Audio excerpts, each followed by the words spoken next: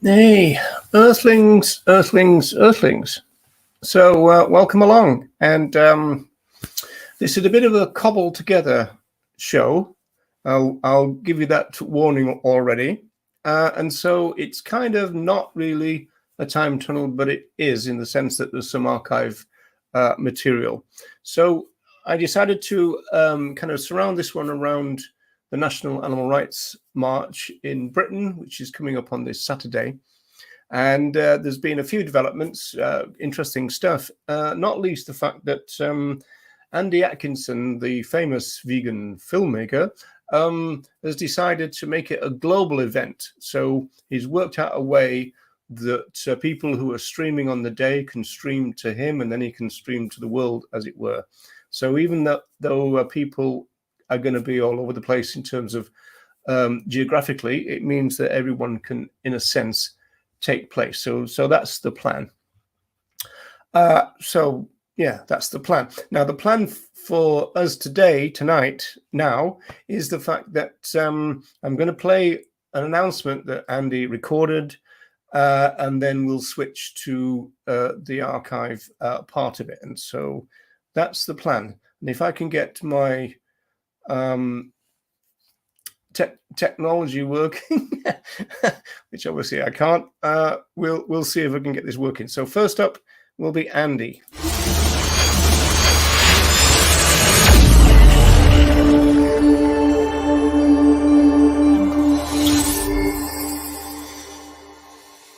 Hi everyone. A little bit of sad and a little bit of good news, I suppose. The sad first in the sense that I will no longer be able to personally attend the march on Saturday. However, the bit of good news, I suppose, that can come out of this is in its place, we will be hosting a full day of coverage of the march on YouTube for anyone who wants to participate, anyone that wants to come and join us, anyone that wants to come and say hello. If you want to live stream whilst you're there, add photographs, videos, all of that kind of thing. It's exactly the sort of stuff that we're looking to showcase. It means that we can stream the speeches live for anyone who also isn't able to attend, which I know after the various rail strikes and other things, that's quite a lot of people, and obviously anyone who isn't in the UK.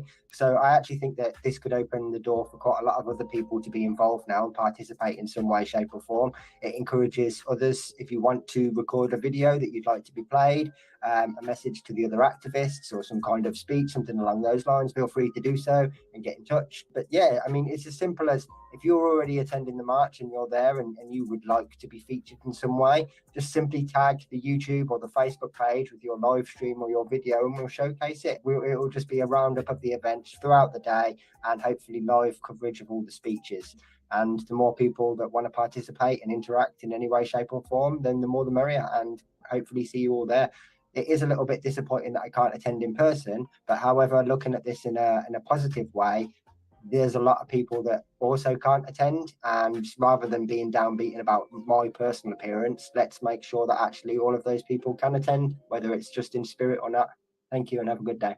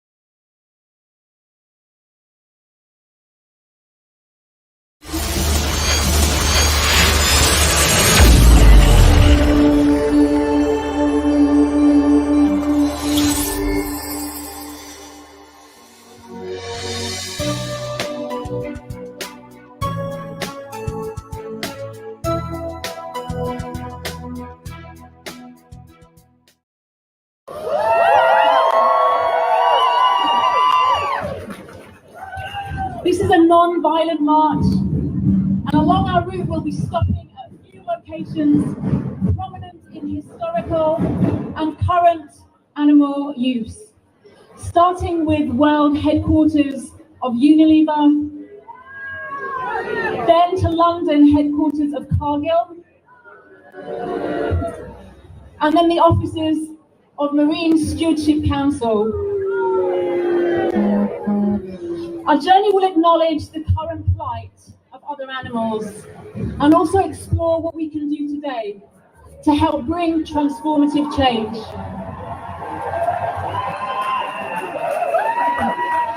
We will be finishing the march right back here at Smithfield Market, where there will be lots of animal-free food for you to enjoy.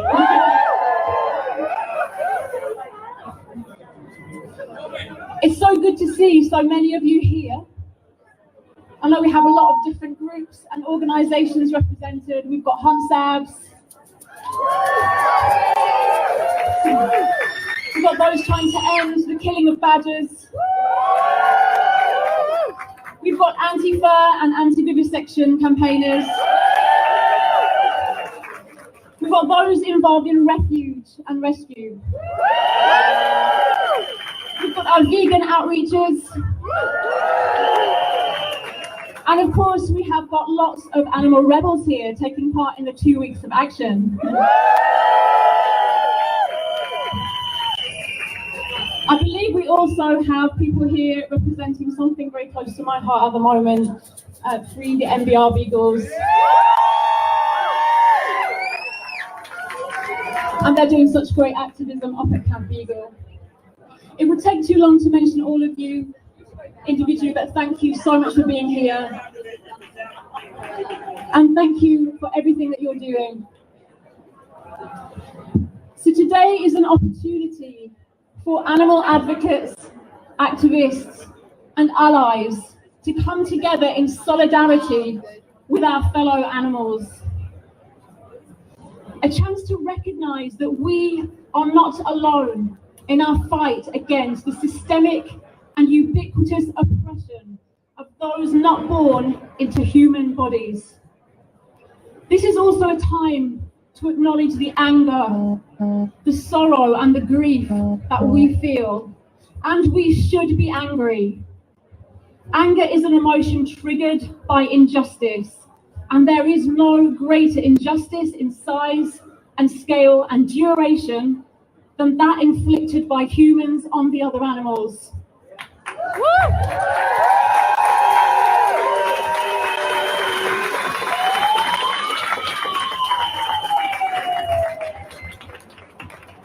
The sorrow and the grief that we feel are testament to how much we care.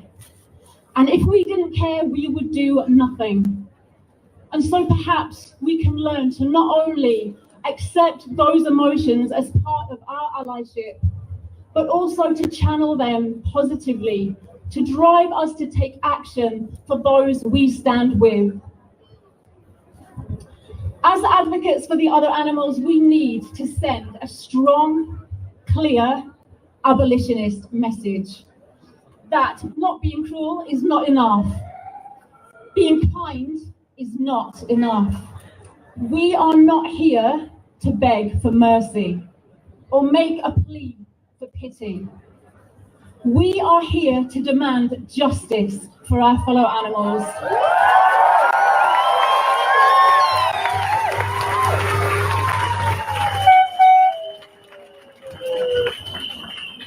We are here to fight for respect.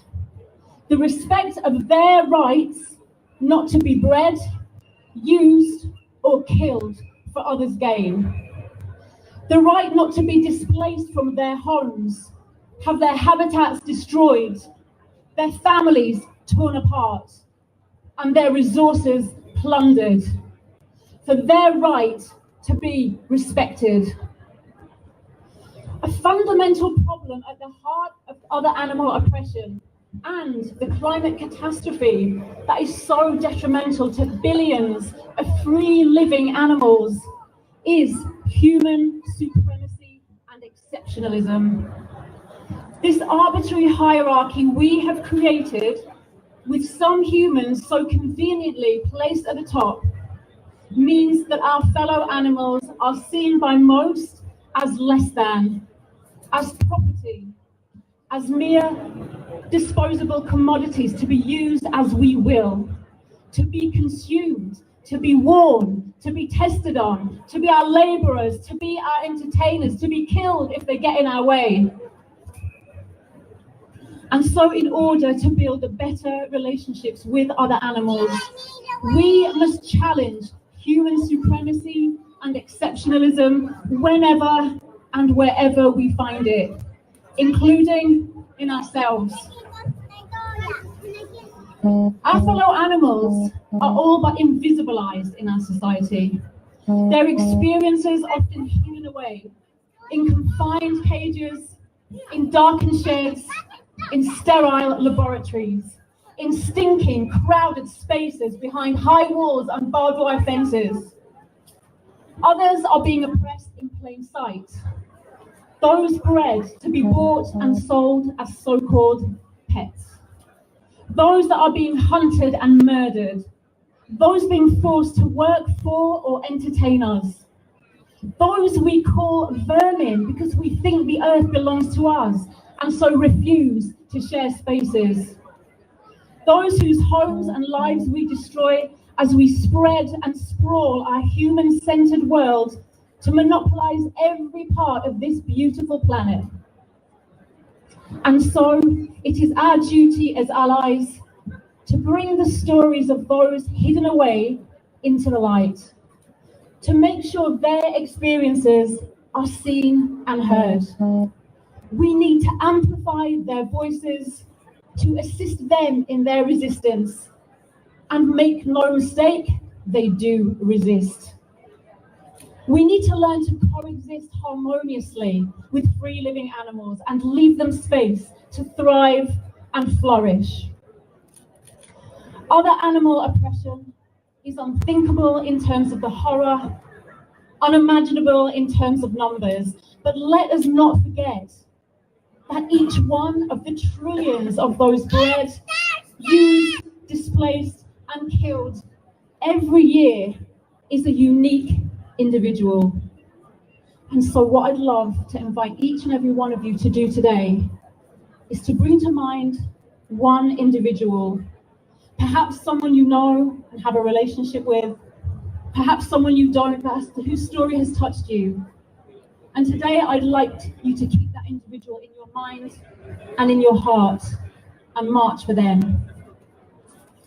And today speak about this individual with your fellow advocates. Say their name, bring their story into the light, share their experiences and honor their life, so that together we refuse to let the world ignore them and keep them invisible.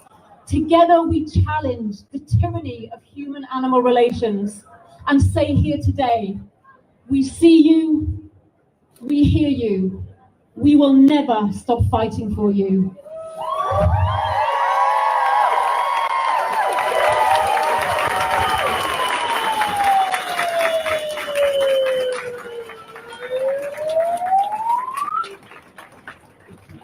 Until all cages are empty, until all are free.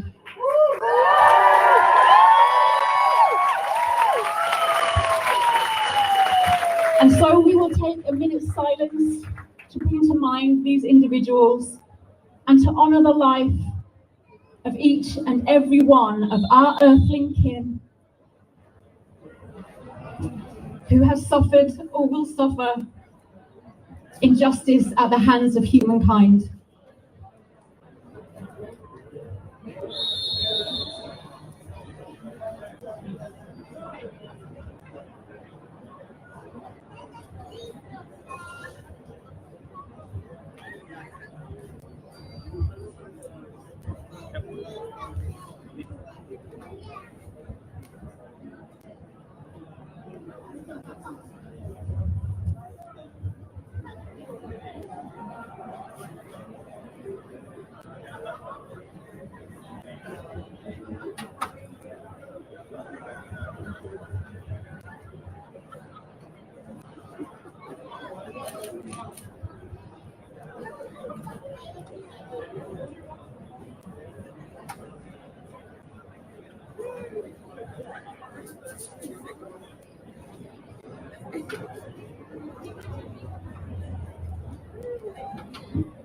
Thank you, everyone.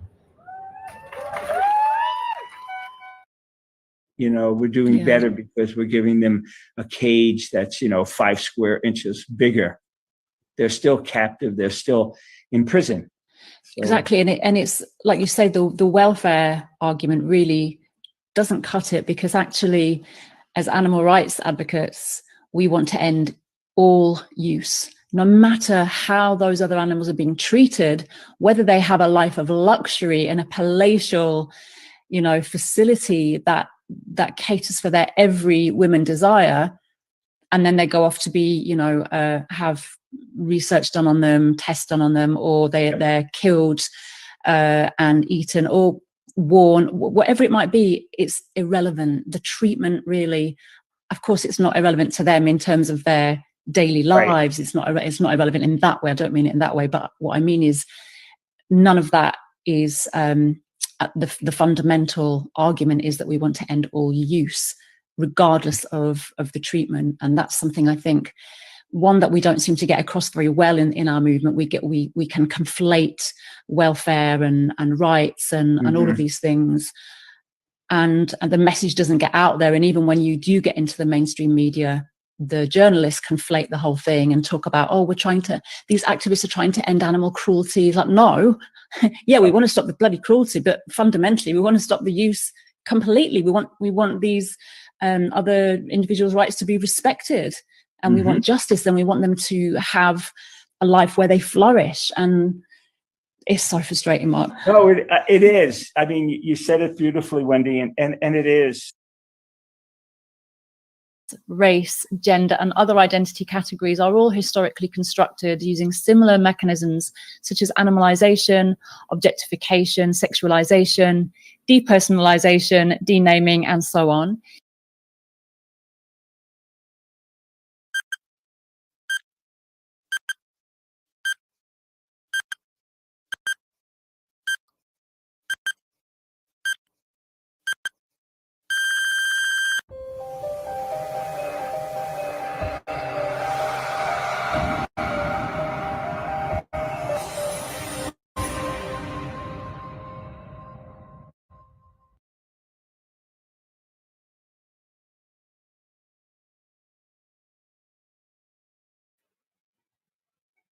You're on mute, Wendy.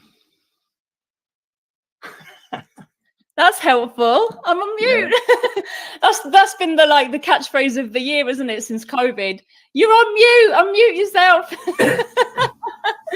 So I was just saying, welcome to the show, and Brian is here to help us celebrate International Women's Day as well. He insisted.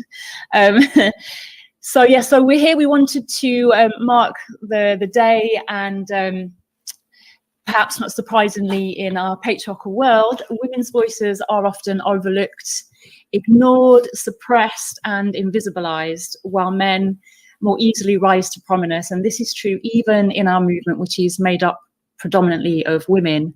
So to mark International Women's Day, we will be exploring the work and ideas of some of the inspiring women within the animal movement. So from the early pioneers of the vegan movement, such as Eva Batt and Kathleen Janaway, to contemporary feminist writers, speakers, and activists, such as Carol J. Adams, Joan Denea, Patrice Jones, Dr. Coralie Wren, Af and Silko, and Kath Clements. And that, of course, is not an exhaustive list. There are many more we could have focused on. But women do really enrich the movement with their philosophical ideas, practical application, and a wealth of wisdom in their visions for a liberated world. So please do share your perspectives. As always, in the comments, we'll try and get through as many as we can. And say hello as well. Let us know you're here so we can say hello. Nella, I think you had a few words to say as well. I just wanted to say that women have always been on the front lines of any struggle against oppression. And this movement is no different. Women activists, women academics, women authors, and today we'll celebrate their work. And we remember those who lost their lives defending other animals and fighting against injustice, like Jill Phipps and Regan Russell. But this is not something we should do once a year. Female voices should be heard every day. And as activists, we should be aware of whose voice we try to amplify and whose voice we try to silence. Well said, Nella. Well said. And speaking of women, actually, Deb has just made a comment. Said, hi, Deb. Hi, nice to see you. She's just messaged to say that she's just listened to a podcast that I did with Louise Ryan. Louise is, again, an amazing a woman activist, been in the movement for decades, and I did an interview with her, and she tells some incredible stories, so do check that out. That's on Thrive Vegan World. Sorry to plug my own podcast on here, but that's on Thrive Vegan World podcast. But I'd love to get Louise's story out there, and there were some other women on that podcast as well. So yeah, we've got quite a few here now. We've got Deb. I just said hello to Deb. Hey, we've got Vegan Pixie Warrior. Hey there. And we've got, I'm still going to go back to the top. Sorry. We've got Sentient X, Grumpy Vegan Grandad. We have, I think, John Holton. We have Michael Askew. I was going to say Wendy McGovern, that's me. and so we've got Amber Sky, and we've got Vegan Gaze. And did I miss anyone coming back down? Terry. Hi there, Terry. Nice to see you. Oh, Ronnie. Hello. I was just mentioning Louise as well. Ronnie's listened to that podcast as well, so it is fabulous. And we've got Jennifer. We've got Tracy Clayton. Hi, Tracy. We've got Gawain, and we've got Bernie V. I think I got everyone there. So nice to see everyone. Nina from Finland. Oh, sorry, Nina. Sorry, Nina, I didn't mean to miss you. So I think, Roger, you have a little something to share with us about some women activists from the 1980s, by any chance? You can't do that. You can't give me the finger on International Women's Day. I'm not having it. I withdraw. Wipe that finger in. Yeah, respect the finger. I withdraw my finger, which any way you like. Okay, so really the main thing we're doing today is going through some of the ideas from the theorists and the writers. So I just wanted to talk about a few of the activists that I've known from a long time ago until now. I'm not going to say from 1980, but it was about that time.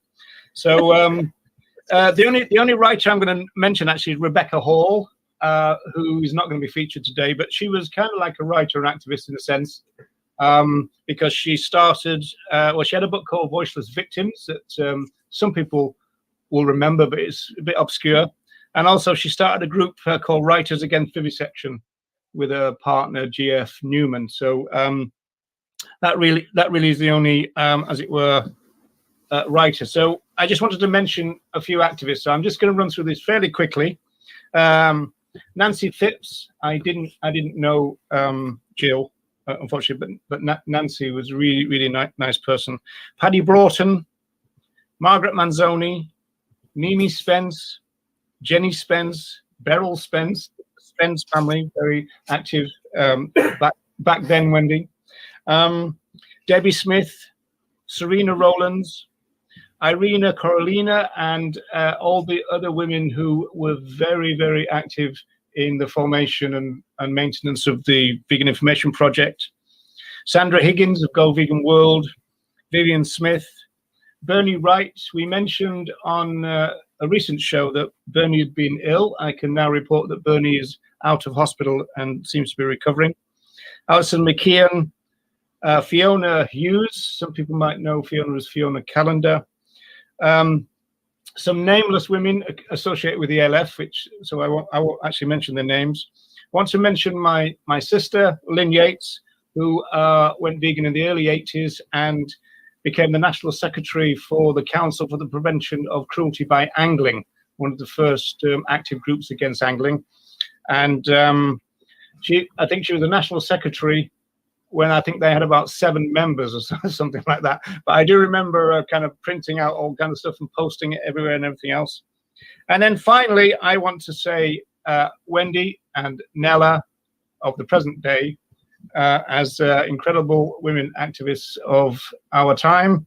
And finally, I want to mention Jennifer Faust, who's an activist at the moment with the VIP. So that's me. Yeah, that's a lot. I'm ticking them off as I go, so I think I've got everybody.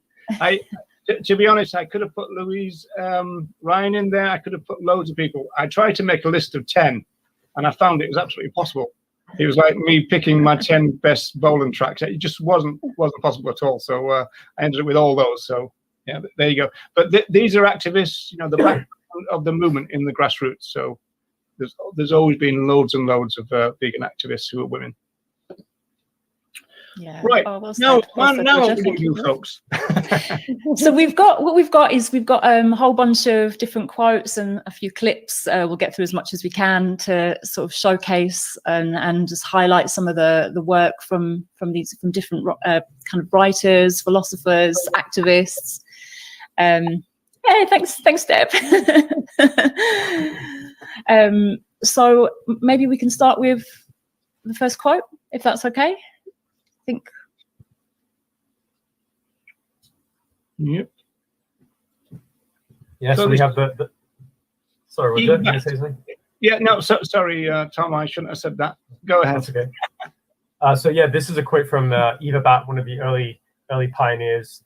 I think she did a lot of great work back in the 50s and 60s and 70s, involved with the Vegan Society and a lot of other social justice campaigns. And the quote reads, Veganism is one thing and one thing only, a way of living which avoids exploitation, whether it be for our fellow men, humankind today, the animal population, or the soil upon which we rely for our very existence. Yeah, I think that was correct me if I'm wrong. I think it was 1965 when that particular one was written, and I use that quote. It seems to be odd to talk about the exploitation of the soil, but I think we know what Eva Batt was getting at, in the sense talking about things like topsoil, which vegans rely on, and that kind of stuff, and really talking about I guess in the end kind of veganic gardening or veganic agriculture. But again, it goes to show the kind of expansive view of veganism. In my view, I think this is one of the best quotes from the pioneers. They had that real. Sorry, go ahead, Wendy. That's okay. I was just saying they had that real vision of that connection of the kind of oppressions and of other animals, humans, and the environment, like which we talk about today. But even then, they had that kind of vision. The use of the word men is obviously explained by the time this quote was written. Yeah. Well, can I ask you, Roger? Can I ask you a question, Roger? Actually, because you're a little knowledgeable on the pioneers, let's say. Why do you think it is? And is this again? Is this related to kind of the patriarchal world we're in? That it's Donald Watson that always gets kind of, but he's the most well-known of the pioneers, and he's the one that gets quoted and the one that everyone knows about and would mention. Whereas obviously Eva Batt, Kathleen Janaway and others were obviously quite active within the start of the vegan movement as well. Yeah. Why is it, do you think, that we don't know their names? Is it that invisibilization of women that we're so normalized? Do you think it's partly that, or is there anything else going on? Well, I think it could be analysed as that, and certainly that would be a feminist-inspired interpretation. That the loudest voices are usually the male ones. At the moment, in terms of the most prominent people in our movement, a lot of those are men as well. So yeah, it's something like that. I mean, like if you think about Donald Watson, who married Dorothy Morgan, who became Dorothy Watson or Dot Watson. They are the two that invented the word veganism, but most people attribute it just to Donald. But yeah, so the good people, there's a couple of sociologists, well, there's three really, but there's the two main sociologists, Kate Stewart and Matthew Cole. They're working at the Donald Watson Archive, and they found that they were at a theatre together when they came up with the word vegan. But as usual, as it were, the man kind of takes the credit. Actually analysing why that seems to persist over time is really interesting, and it's probably multifaceted, but it's certainly the case that men tend to be the ones who become the spokespersons and the ones who become remembered, and it's certainly the men in the pioneer stage of our movement that are remembered the most. We think of 2, 3 or 4 names, but not necessarily the women, you know. Yeah. Should we bring the next one? I think a fellow pioneer, the next one. Is that right? Yeah, I'm just letting it roll on. Hang on a second.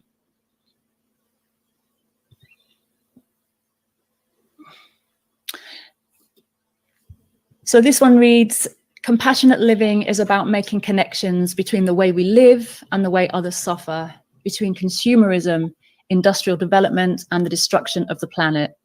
It involves a commitment to work non-violently for change, promoting lifestyles that are possible for all the world's people, sustainable within the resources of the planet, environmentally friendly, and free from all exploitation of animals and of people. And that's Kathleen Janaway. So again, it's that vision of and that interconnectedness that we see a lot with the feminist thinkers in the movement, actually, that sort of intersectionality or entanglement or multidimensional connections between these injustices, which I think, again, really highlights when people try to reduce veganism down. It's just about this. It gets reduced to a diet, or it gets reduced to it's just about other animals, and we know that that's the focus, and it definitely is, but the scope was so much bigger. And I think it's really good to highlight that people often don't realize the scope of veganism. They only focus on the very reduced element and the focus. What about this bit? I mean, Nella mentioned that some of the language, say for Eva Batt, writing in the 60s, this one I think is more like 80s and probably even early 90s. But I'm not sure if we would now say this thing about promoting lifestyles that are possible for all the world's people. You know, the idea of a white person saying that might be problematic now, might it? You know, in the sense that, you know, it's, I mean, that kind of smacks a little bit of colonialism, doesn't it? What do you think? It can, but on the other hand, there is a talk in the movement about being inclusive and taking under consideration the specific struggles different people from different cultures face when it comes to veganism. Yeah, well, I guess it's not saying that one, as it were, fits all, but again, you know, I think some people might just rankle at that a little bit. I mean, I agree with Wendy. I think the actual breadth of this is really amazing. It's hard to imagine anybody in the modern movement putting so much into a couple of sentences, really. You know, I mean, there's absolute loads of things, including presumably you could read the consumerism, industrial development thing as an anti-capitalist sentiment. You would think destruction of the planet. You could read that as environmentalism. So it really does incorporate a load of the values of the vegan movement in its kind of overarching, kind of expansive way, which I think, you know, I think Kathleen Janaway was quite remarkable, really. And in some ways, I suppose, whilst the vegan society kind of moderated, which social movements do, you know, Corey Wren would talk about that, I don't think Kathleen Janaway was going to go that way, and so she split away from the vegan society, and she formed Movement for Compassionate Living, which kind of had some kind of anarchic themes about it, you know, talking about even things like abolishing money and stuff. So doing a lot of stuff by bartering between autonomous vegan villages and this kind of stuff. So I think that she was very aware that, you know, social movements tend to kind of moderate over time, and she wasn't having it, and so she left one of the early splits of the movement, I suppose. Should I move on, or does anybody else want to say anything about Kathleen Janaway? I just want to say that, yeah, from like doing the bit of research that I did for the show, that it appears to me like, yeah, there's like this continuing thread of the pioneering women in the movement saw these different connections through their experience, through their intuition, and I think this quote kind of epitomizes a lot of Kathleen's own lived experience, you know, through the political kind of work that she did through socialism, the campaigns for peace, and all these other things. I think probably, I'm guessing, but I'm wondering if that kind of informed and gave her this kind of holistic understanding and able to make these connections to veganism and animal rights through that. So yeah, it's a beautiful quote. And just before we move on, that maybe, I can't quite remember now, but that may be the theatre that I was referring to without knowing the name. If people want to check that kind of detail, you can go to Vegan Sociologists on YouTube, and there's a kind of lecture given by Kate Stewart and Matthew Cole about the Donald Watson archive. It's really, really interesting. Should I move on, folks? And also before we move on, Roger, you've written a series about the pioneers of the movement.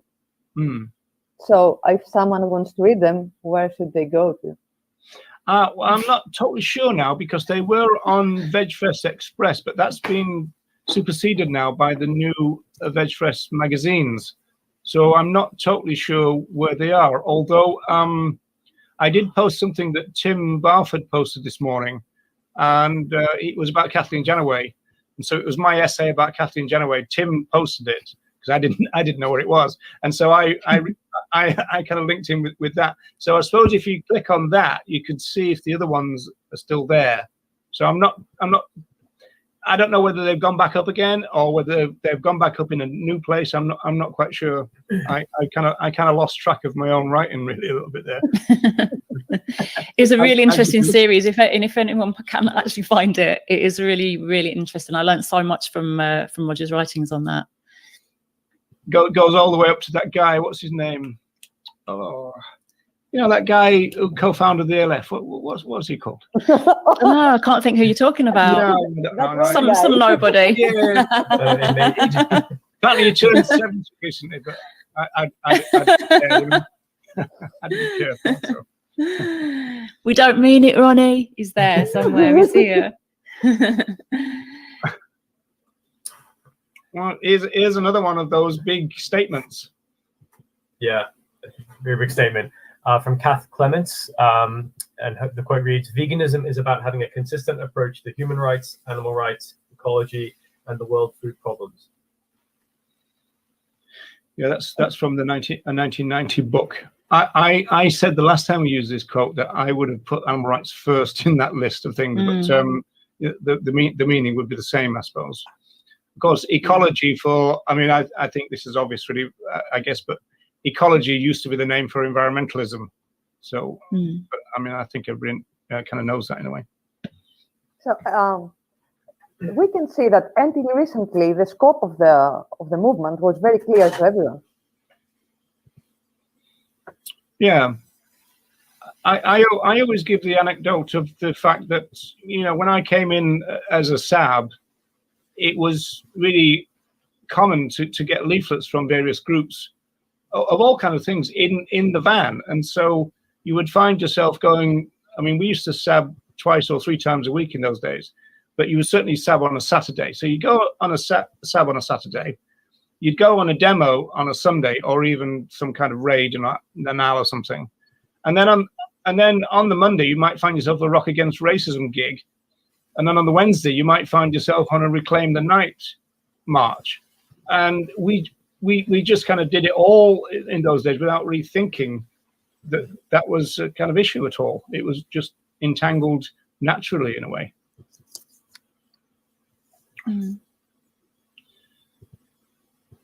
Should I move on, or got anything else to say? Yeah. Okay. Give it a few seconds.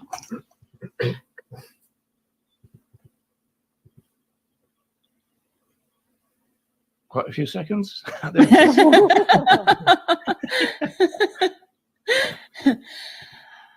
So this is from Dr. Corey Lee Wren, and this quote reads: "Given that species, class, race, gender, and other identity categories are all historically constructed using similar mechanisms such as animalization, objectification, sexualization, depersonalization, denaming, and so on, it is important to apply an intersectional perspective to achieve a more accurate understanding of oppression for non-human animals and humans alike.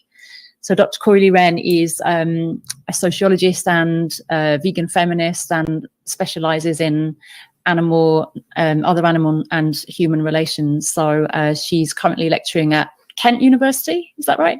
Yes. Yeah. Kent And University. she's also the co-founder of the International Association of Vegan Sociologists. Yeah. And she set up what was it called? Is it vegan? The Vegan Feminist Network.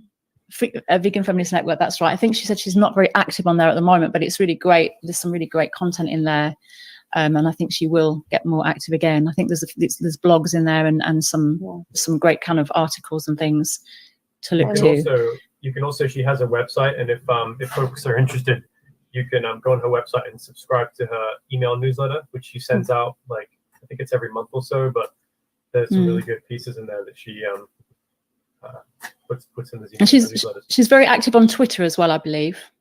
Yes, and today, if you go to her Facebook page, she shared one of her presentations on women's history in the movement, which is very interesting. And also, this is one of her books. Yes. And, we can't see you, Roger, so I'll put mine up. That's on my reading list too. And if you Roger, go we've got. Sorry, I was just saying to Roger, we've got a quote up, so we couldn't see his book.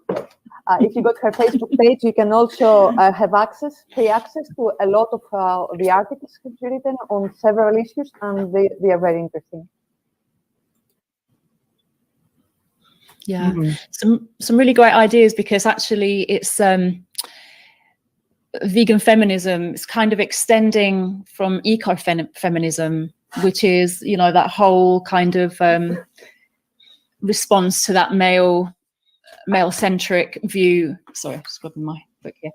That response to male-centrism and of environmental and philosophical thought, and but it explicitly recognizes marginalized groups as well. So really kind of looks at that intersectional perspective, very critical of the gendering process, often informed by spiritualism, intuition, and emotion. This is ecofeminism, and it's the ethic of care and community, which is emphasized over and above individual rights, for example. And it does incorporate an activist component. But I think for Dr. Corey Lee Wren, she does have a few differences to that, in that she believes that the care ethic could leave those without rights unprotected.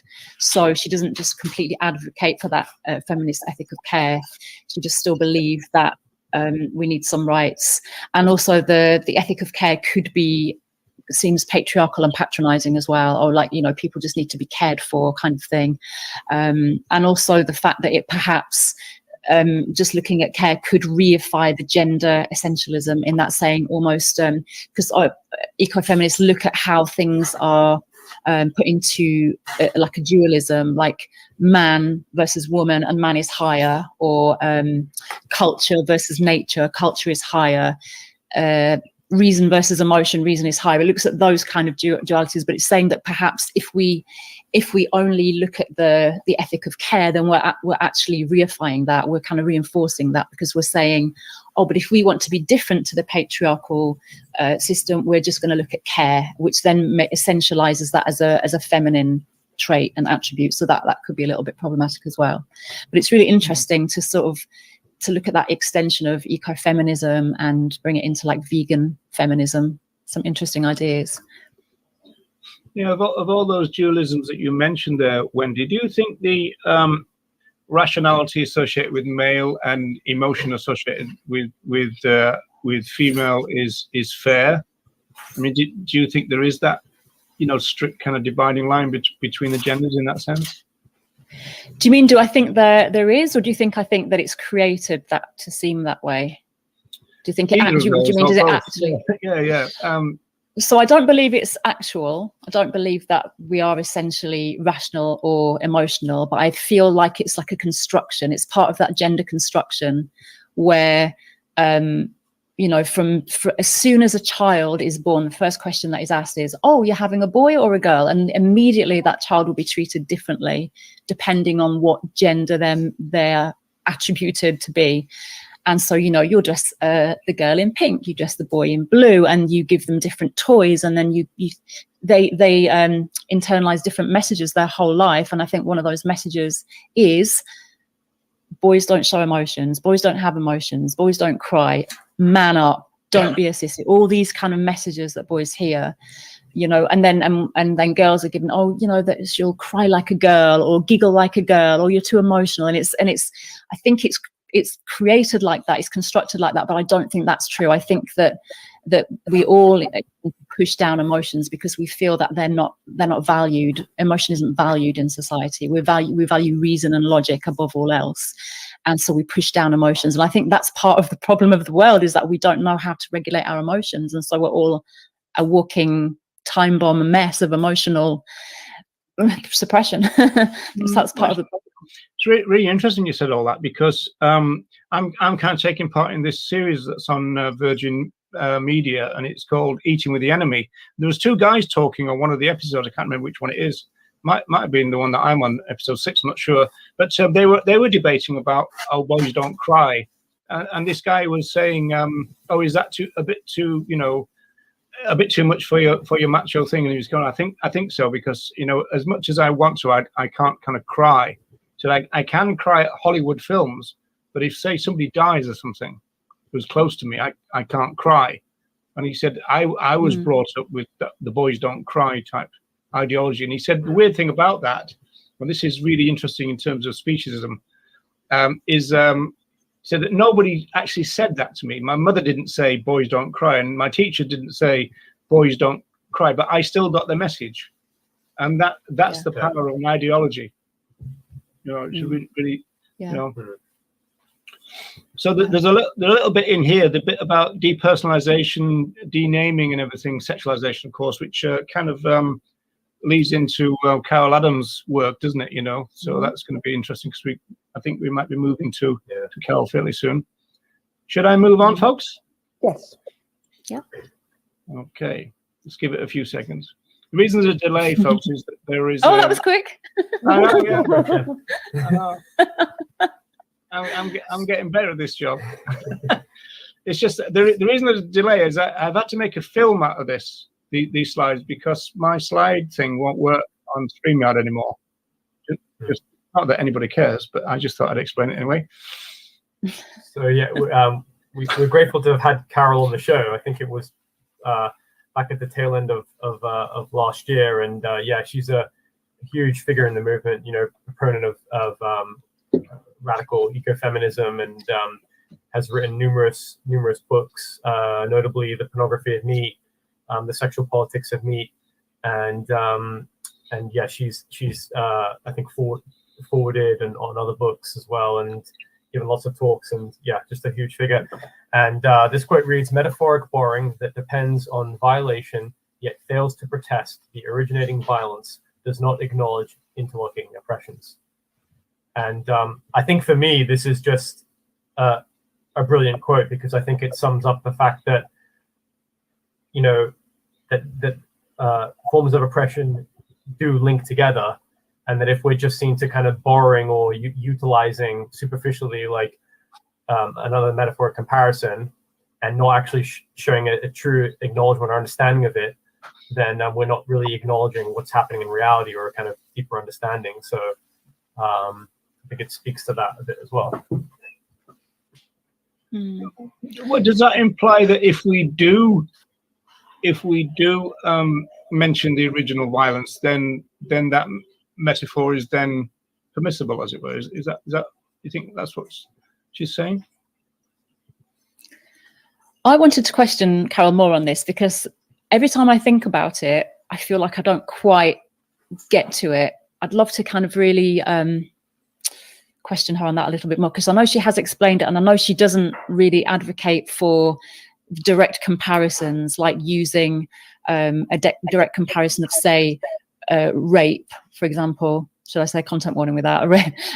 For the R word, for, you know, other animals and for women, not because of it not being factually correct or anything like that, but I think from what I understood, from what I heard her say, I think maybe on the show actually, is that it perhaps doesn't do justice to either of those individuals, because it's not, you're not properly acknowledging the original violence that happens to the human woman, but also that part of the experience of the cow is perhaps only a part of her whole experience of what she's of her oppression and exploitation. I think that's the way I understood it, but I'd love to get more out of Carol on that bit.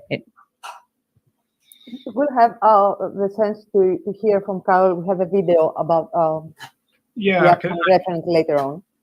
well, I can drop this out now and play it now if you want me to. Yeah, that would be good actually. Sure, Yeah. sure. Yeah. This is a great Okay. clip from Carol. Hey, Wendy, you're getting so politically incorrect. You'll have to join the royal family soon. You know, other parasites are available. Okay, I'll drop this out. Right. Okay. Key aspects of intersectionality is that before you get it, you don't see it anywhere. And once you get it, you see it everywhere. So what's the transition? What's the point that creates this new way of seeing intersections? It could be as simple as looking at a Carl's Jr. ad that says, breasts so big we can't show them on television. And then they've blocked out the breasts of a chicken. So they're using the fragmentation of women and the sexualization of women's breasts to sell dead, fragmented chickens' parts. If you look at it without the insight of intersectionality, you look and think, well, that's kind of disgusting, or isn't that silly? But when you look at it from the perspective of intersectionality, you see that they're using misogyny to sell speciesism. That speciesism, this attitude of animals are here for us, always needs to be bolstered by other forces. Intersectionality means that in a dominant culture, those who are not dominant for reasons of gender identity, sex, race, class, or species find themselves categorized together.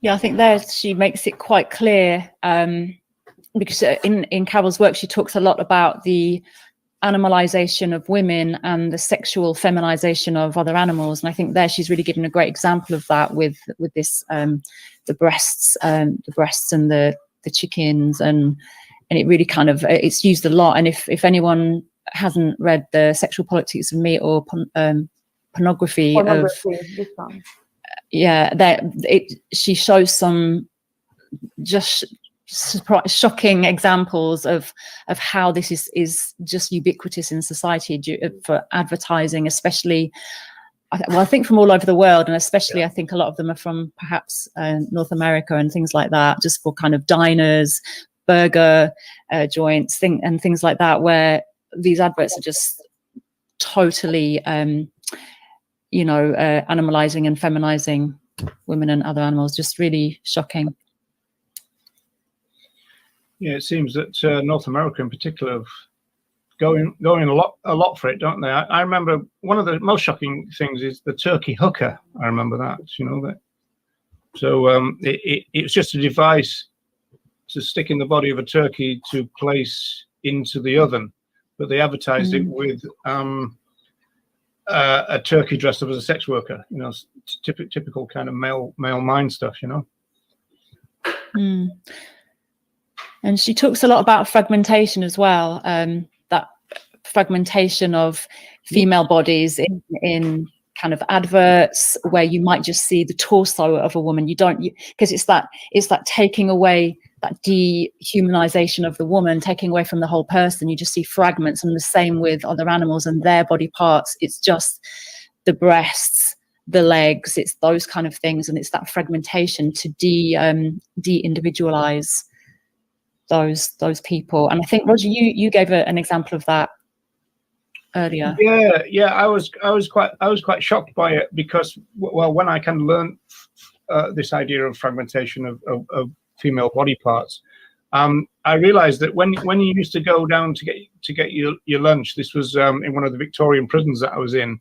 You used to go past other people's cells and you kind of glanced in, and some of the guys used to cover all the walls with pornographic pictures.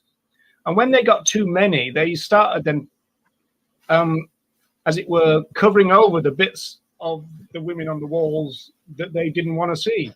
So you ended up with just loads and loads of body parts, the bits that they want to see. So they might put a picture over a woman's head, for example, unless that involved oral sex, obviously. So you had that fragmentation going on right there in one kind of example, just because the guy ran out of space and he said, okay, well, we don't need that bit of the woman, and so we'll cover it over. Shocking stuff. And just to mention that in Carol Adams' books, it becomes very clear how one oppression is used to reinforce another oppression. What do you think of this from Bernie?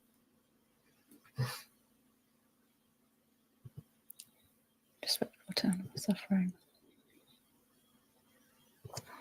I don't agree. The truth is that I don't agree, because we have the sexualization of other animals. We do that to them in order to exploit them and to oppress them. So I don't think that this is disrespectful. That I think that this is realistic. And if you go through the pornography of meat, you can see actual pornography involving other animals, the way their bodies are depicted.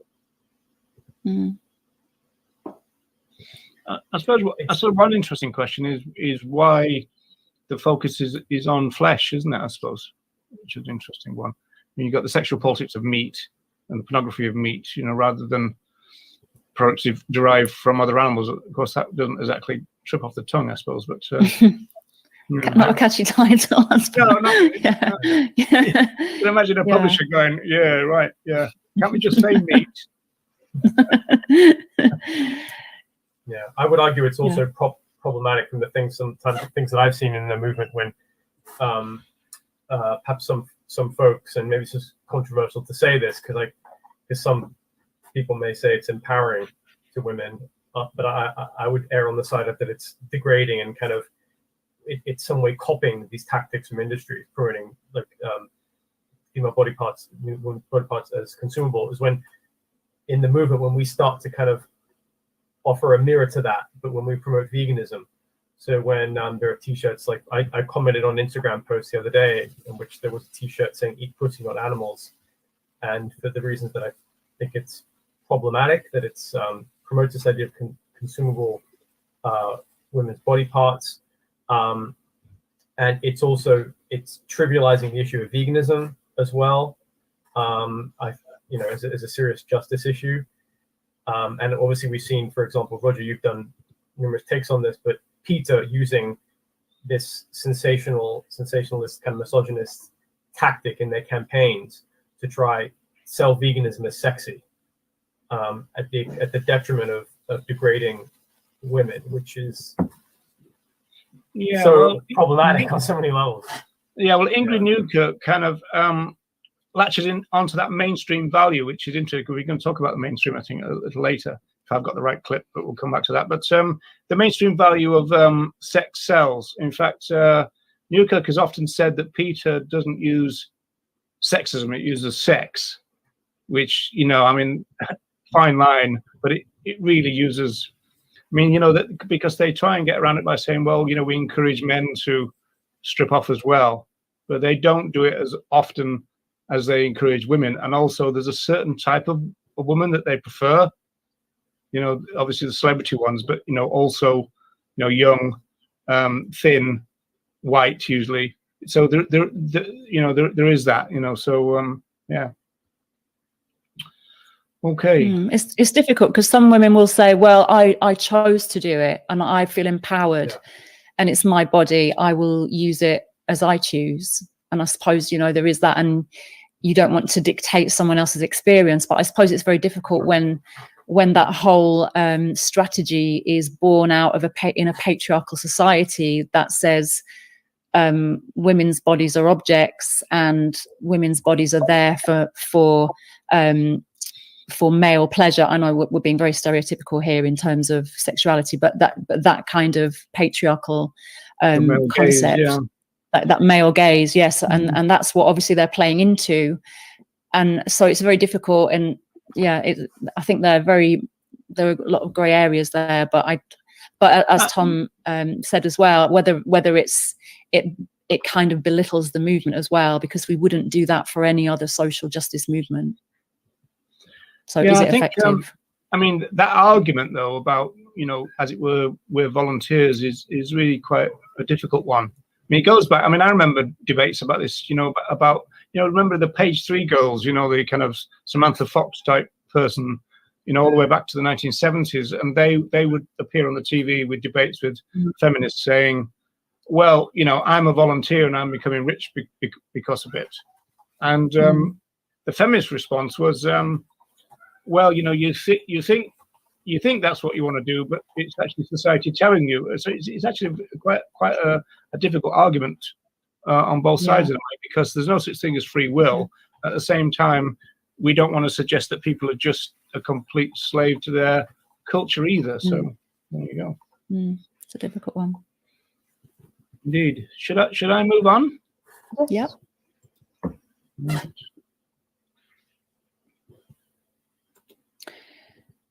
So this is from Patrice Jones, and the quote reads, "When we affirm that we are our bodies, but deny that our bodies are property, we undermine one of the most destructive ideas in history, that people are something other than animals."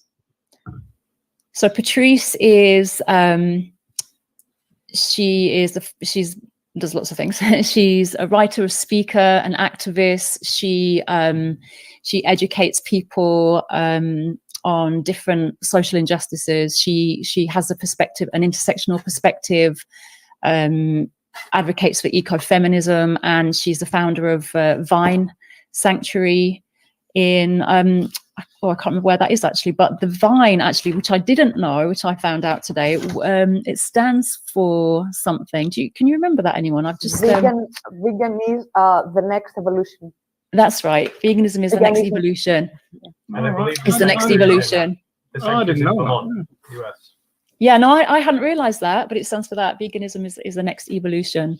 And if anyone hasn't checked out Patrice's talks, they are incredible. Like what I love about Patrice is the talks are, she's a very animated, very passionate speaker, but the way she manages to kind of speak about very complex topics, but in a very digestible way and in a very kind of conversational way, and gives great examples. And I've had some real light bulb moments watching and listening to some of Patrice's work, things that I've read about and before, but something just clicks with her. I really relate to her a lot. So well, we've got an interesting question here from Elliot. It's in two parts. So I'm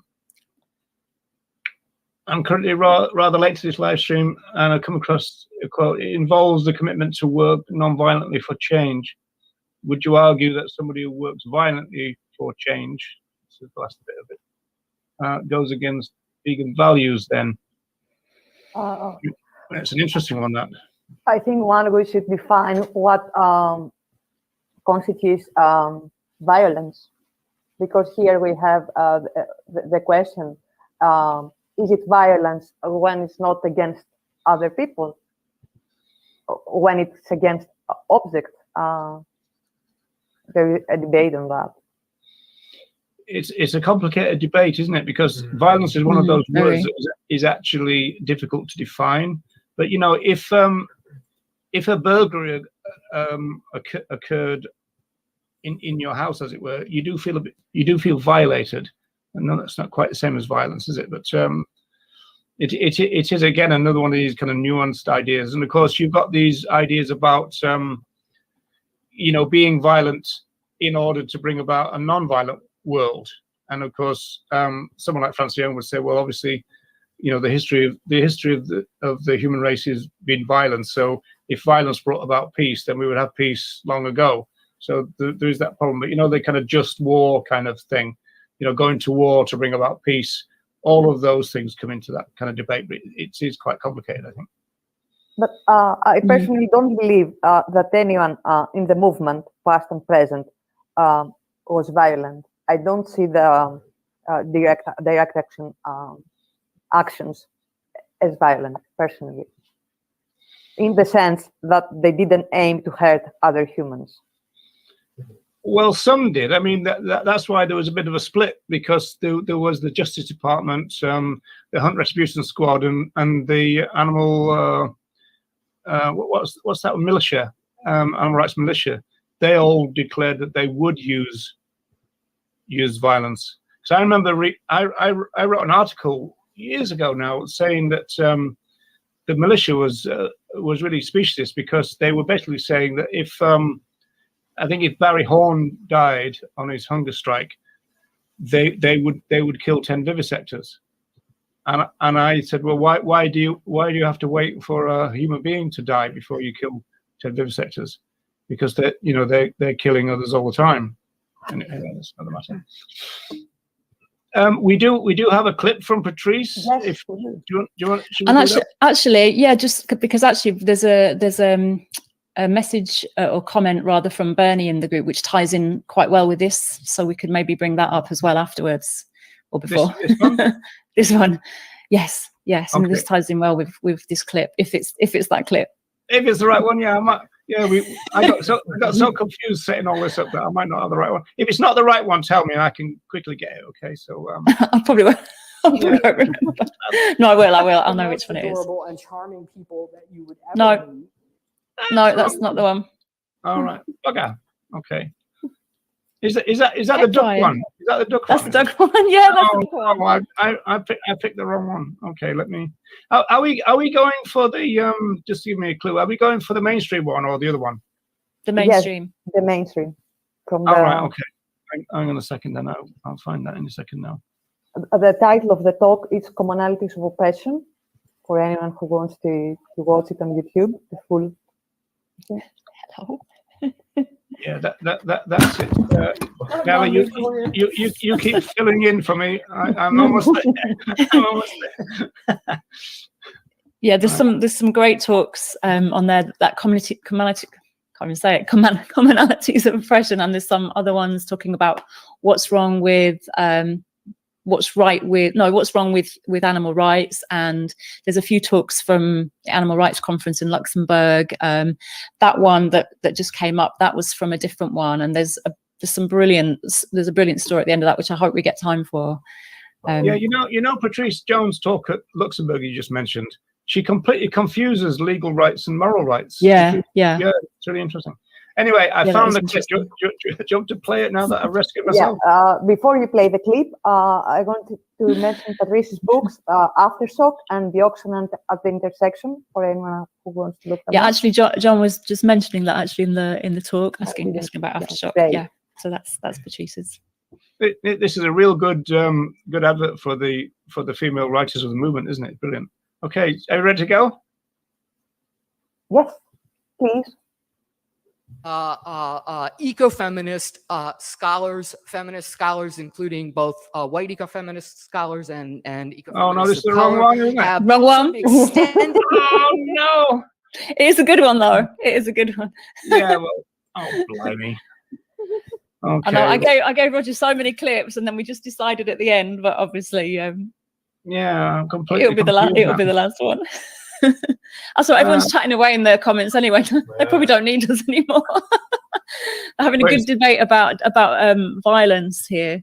Oh, Vegemite Codbod, thank you. This is Brian. Have you met Brian before? He's getting hungry now, so he starts to get a little bit lively. If this is not right now, I'm going to retire. You heard that, everyone. We need to do these things for several reasons. One, numbers. Shit, that's the wrong one as well. It's the last one. I know. That's a good one as well, though. Yeah, That is a really good one as they're well. all good. Yeah, we ended really up like deciding between about 12 clips, and I had them all written down, and I couldn't go wrong, and obviously I could. So let me see. Yeah, we had a very hard time this time. I found. Vegan Gaze says it's chaos. Oh, Yeah. that's just normal Vegan Gaze. This is seamless.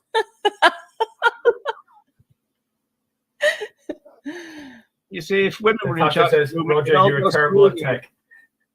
Right, I found it now, people. Here it is. It could be a long evening. There's a lot of people in the world, like 7 billion now, and a really tiny number of them are white middle-class Americans.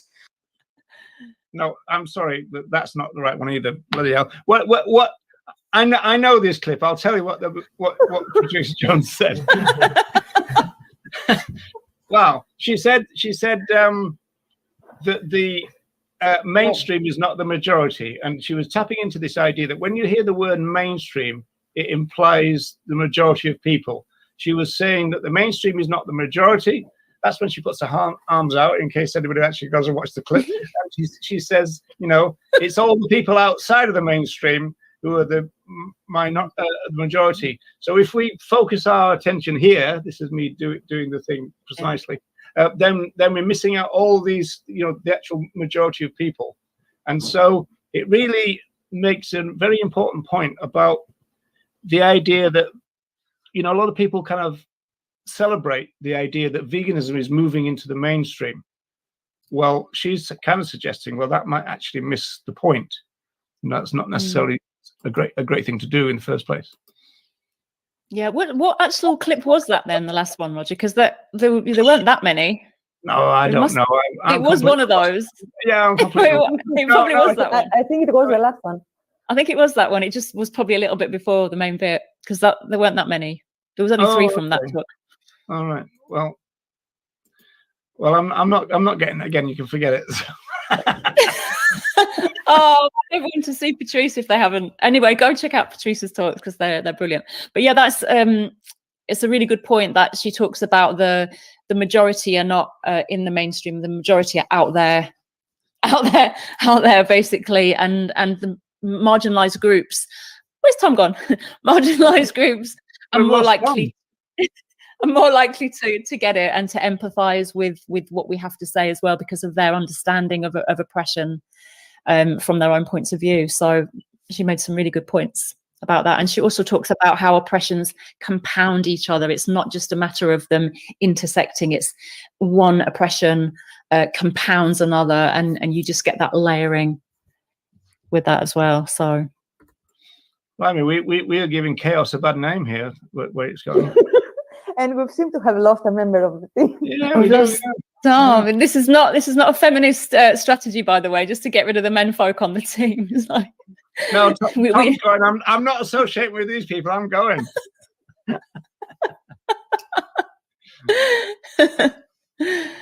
Well, he ain't come back into the waiting room. So, should we proceed without him, or do we wait? Or yeah, no, go ahead. Yeah, we don't need Tom, do we? Oh, okay, Tom, we do.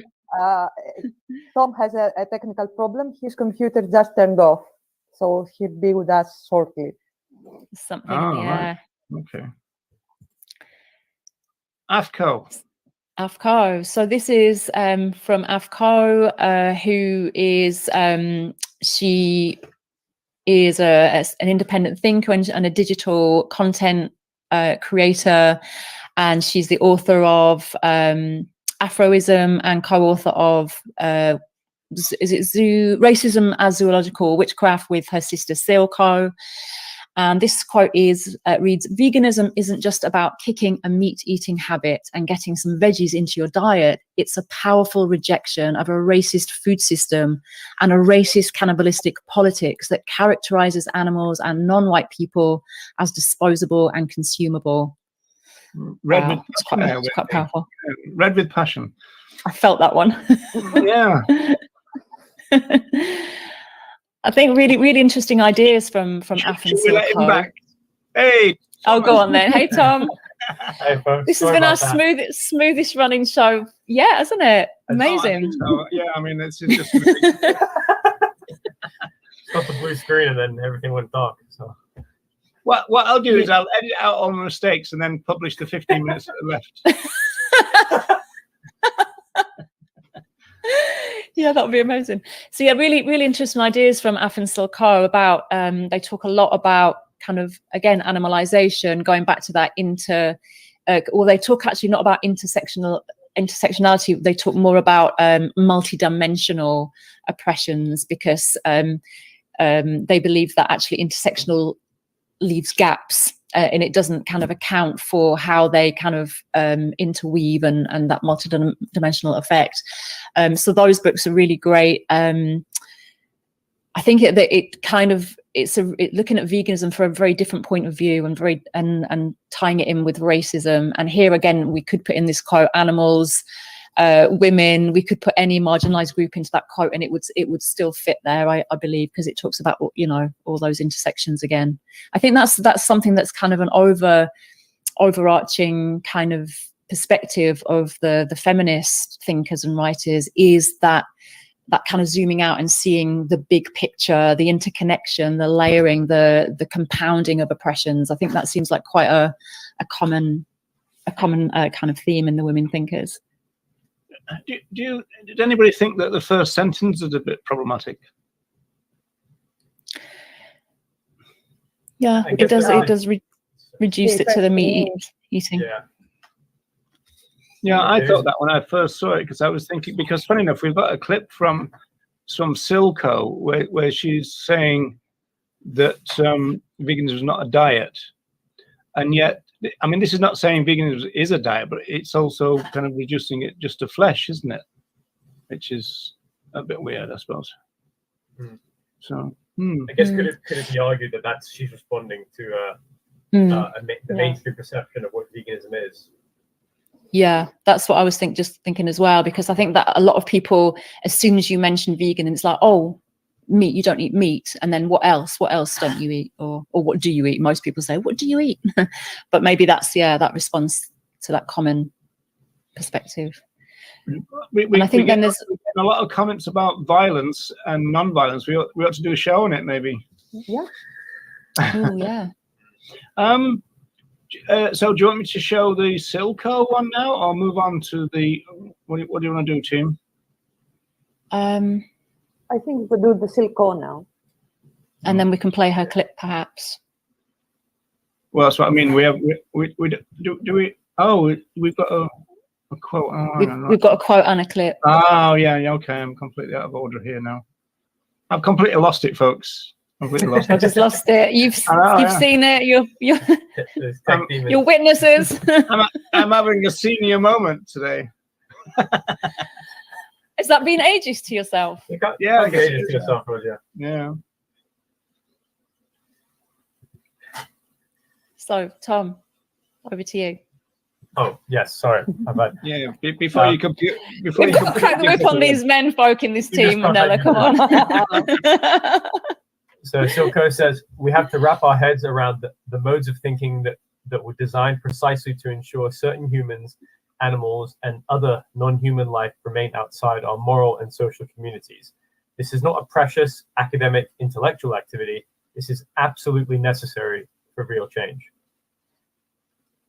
I love this quote, because it makes so clear that anyone belonging in a social justice movement should bear this in mind.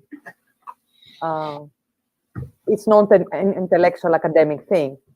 It's something that we should think of every day and act accordingly, and recognize the oppression of others and our privilege, and see what we can do with this. One thing that both Sil and Afko talk about a lot in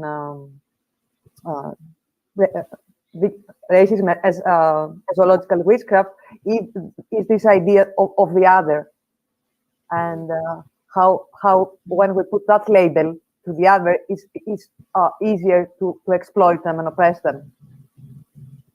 And I think this is something it can be said for all minorities, for all minority groups, and it's a theme that we've seen in all these quotes, but by women. Yeah, definitely. They kind of all sort of, again, they intersect with each other, they tie in, they reinforce each other, don't they? These thinkers, because actually this relates back to something that Patrice Jones was saying in one of the talks as well, about how people think of intersectionality as just an idea and a concept, but actually it was created as a tool, as a way of looking at things in order to solve a particular problem. And of course, it came from Kimberly Crenshaw's legal work to find a mode of how to sort of protect Black women who didn't have a call to sexism, because white women weren't experiencing this particular oppression, and they didn't have the call to racism because the Black men weren't experiencing that particular oppression. So there was a gap there. So it was actually, she was finding something. It was a tool to help kind of plug that gap. It wasn't just a concept, an idea to sort of, to think about. It was, how do we solve a problem? And that's what Patrice Jones was really trying to get over in one of the talks, is like, think of this as a way to look at things in order to solve the problems, not just an idea and a concept. And also one thing, because we're not going to play this clip, but there is a clip that I found really powerful, and that Patrice talks about, I know we've moved on to Alf and Sil, but just while we're on Patrice, is that she talks about intersectionality as people now use it as an adjective for like to describe, and it's almost become an identity. Are you an intersectional? It's like a noun or an adjective. And she says, and this is problematic. It's not to be used like that. It's a strategy or a process or a project can be intersectional, or can be looked at in an intersectional way, but you can't just be an intersectional. Toolbox, isn't it? Described as a toolbox. Yeah, it's a toolbox and a way of looking at things to solve problems, and that it shouldn't be thrown around as an adjective, a noun, or as an insult, which it often is in the movement now. Do you think that this quote kind of reminds you of the one thing that we addressed? I'm a bit conscious of the time actually, but the one thing we addressed last week when we were looking at the critique of Reagan and the right space approach, because doesn't it imply the circle and the inside and the outside of? Yes, remain outside our moral and social communities. It kind of reminded me of kind of drawing those circles in terms of identify who's in and who's out, those kind of things. Yeah. So, well, we're 6 minutes over, really. So, should we? I think is the next one Danae, I think. So we could either go on to Danae's slide or play the Silco, but that's 2 minutes long. That though. So what do you think? Before we do that, I just want to mention for anyone who doesn't like reading that both books by Silco and Afko are also available in audio form. Okay. Well, all of them. Yes, both racism, zoological witchcraft, and Afroism. Excellent. That's good. Yeah, I listened to one on audiobook, and it's really great, actually. Yeah. Yeah. If there's anybody out there who doesn't like reading or listening, you're screwed still. So there you go.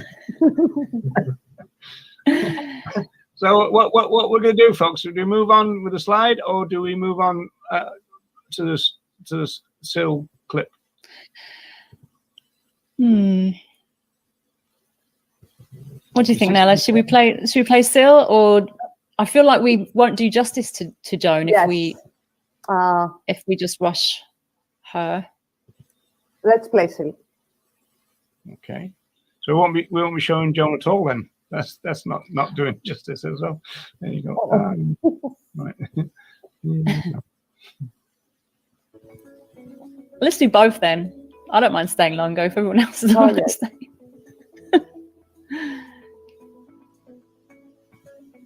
My name is Silco. I'm affiliated with the activist group called Afroism. So one of the biggest issues that we have with veganism is that people are well aware, of course, that non-human animals suffer, that non-human animals have social connections, that non-human animals, have sophisticated cognitive capacities, and this still doesn't move most people to change anything about how they see food or how they see entertainment. One of the things that Af and I are concerned with is this question: how do you get people to care about non-human animals, given you can give them all the facts and they still don't seem to care? So we think there's actually something wrong with the framing of the issue and not necessarily something wrong with people. We think people are actually thinking completely rationally. So in fact, we're the weird ones. So vegans are the weird ones. So we have this big task. How do you get people to abandon or question this normative system, which uses animals in a specific way? And we think race is the way to do it. My goal was actually to bring to the forefront that this is a movement that's supposed to be about animals. I'm hoping to bring that issue up front, that it's important that we have benefits from a vegan diet, but we don't want to turn it into this thing about diet or a thing that's just about food, especially just you saying the word food constantly in the context of a vegan space is just sort of ironic, because we're trying to argue against the idea that non-human animals are food. And so it's a misnomer to even use these two words in the same space. So what we're trying to do is kind of get rid of this idea that people of color are appropriating a movement because we're just so as if we're so blind and so self-involved that we can only be vegan because we're getting some benefit out of it. I don't want that narrative. It would be just as weird. It would be weird, for instance, if we're at a feminist thing and everyone keeps talking about how feminism benefits men, and then you never mention anything about women. And it's true, feminism benefits men and men should definitely be involved and blah, blah, blah. But it would be very weird if we completely left out the group that this movement was created for. And so I'm hoping that, that my role in this event brought out that issue a little bit. That's interesting. She talks about us being weird. There used to be a very kind of well-known book in the movement. It was called trigger warning, I suppose, but it was called Vegan Freak.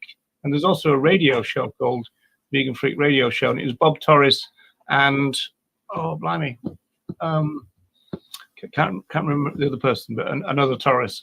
And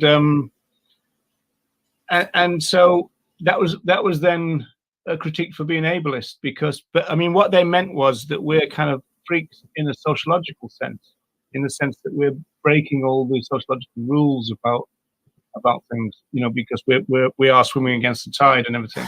So we place ourselves on the outside of the mainstream in that sense, in terms of values. So she was kind of saying that, which was quite interesting.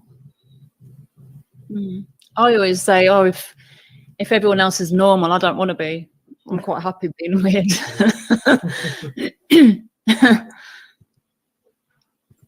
All right, I'll put this back up. Anyone else got a last comment about Sil or Af before we move on?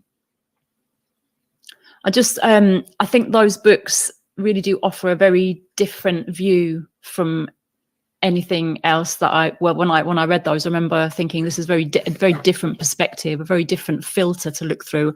And I think that's really interesting to do that sometimes, because I think we kind of get stuck in our own little bubble of our own thoughts and beliefs, and we tend to kind of stick within that and not look beyond that. But I think sometimes really open up your mind to different views, and that doesn't necessarily mean you're going to agree with everything, but I think just to have that open mind is very important to learning and progressing and evolving as individuals and as a movement as well. I think if we just close down and go, no, this is my belief system, this is what I know, and that's it, then I think we're doomed. I think we have to open up and hear different voices, hear different opinions and perspectives from a different experience, because we can only see from our own standpoint. I think feminists talk about this, having that standpoint. We can only see from our own standpoint, but every other person's got a different standpoint, and we need to sometimes embrace that a little bit. So I really recommend reading those.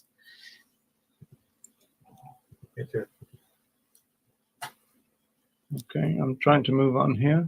There, this is the last one, folks. Is it my turn to read this one, Tom? Who gets to read the last one? So this is from Joe. I always say Joe. Is it Joan Denea or Denea? Denea. I never know which one to say. Denea. Unable to gainsay speciesism's lies, other animals suffer from human abuse and linguistic power, considered in relation to the plight of non-human beings. Adrienne Riches, sorry, I didn't know if that's Riches or Rich. Feminist words express a terrible absolute. This is the oppressor's language. And Yeah, Joan Danae has a book that everyone's trying to get hold of. Tom has the book. Roger used to have the book, and someone borrowed it and never gave it back to him. Yeah, somebody stole it. Animal equality. Yeah, there were like 2 copies left in the UK, and I think I got one of them. I think this was a few weeks ago. So I'm sorry, everyone. You should have bought both and held them to ransom. Yeah, you could have sold it for like thousands on Amazon. No, don't do that. I'm just joking. I like this quote because he refers to the fact that language is used to oppress, and this is an idea Carol has written about. And language is used to oppress both women and other animals.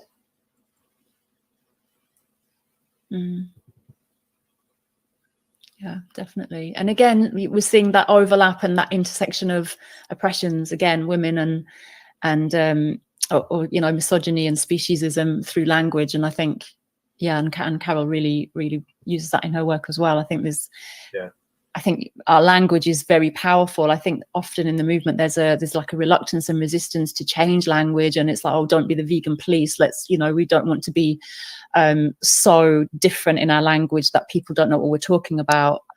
But I think we have to bear in mind that through our language we are being political, and we can either reinforce the kind of paradigms, the cultural paradigms that already exist, or we can challenge them.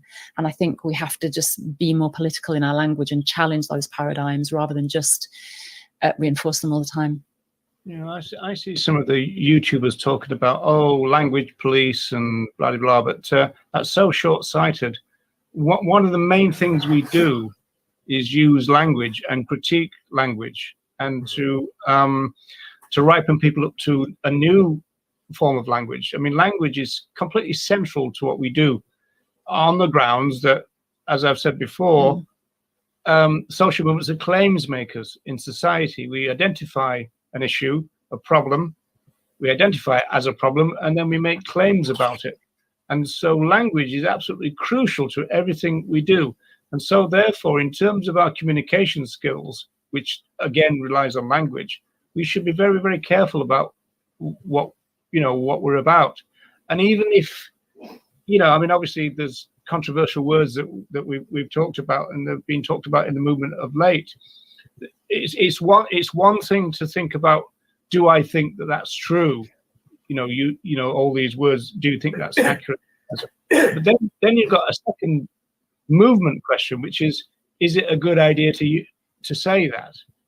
You know, and like in terms of being the spokespersons or the kind of representative of a movement, we have to really think carefully about what we're going to say and the way we're going to do it, because the other side, and also often the public, they're just waiting to kind of find a little chink in the argument, or find something that they can dislike in order to kind of, you know, throw the baby out with the bathwater type thing.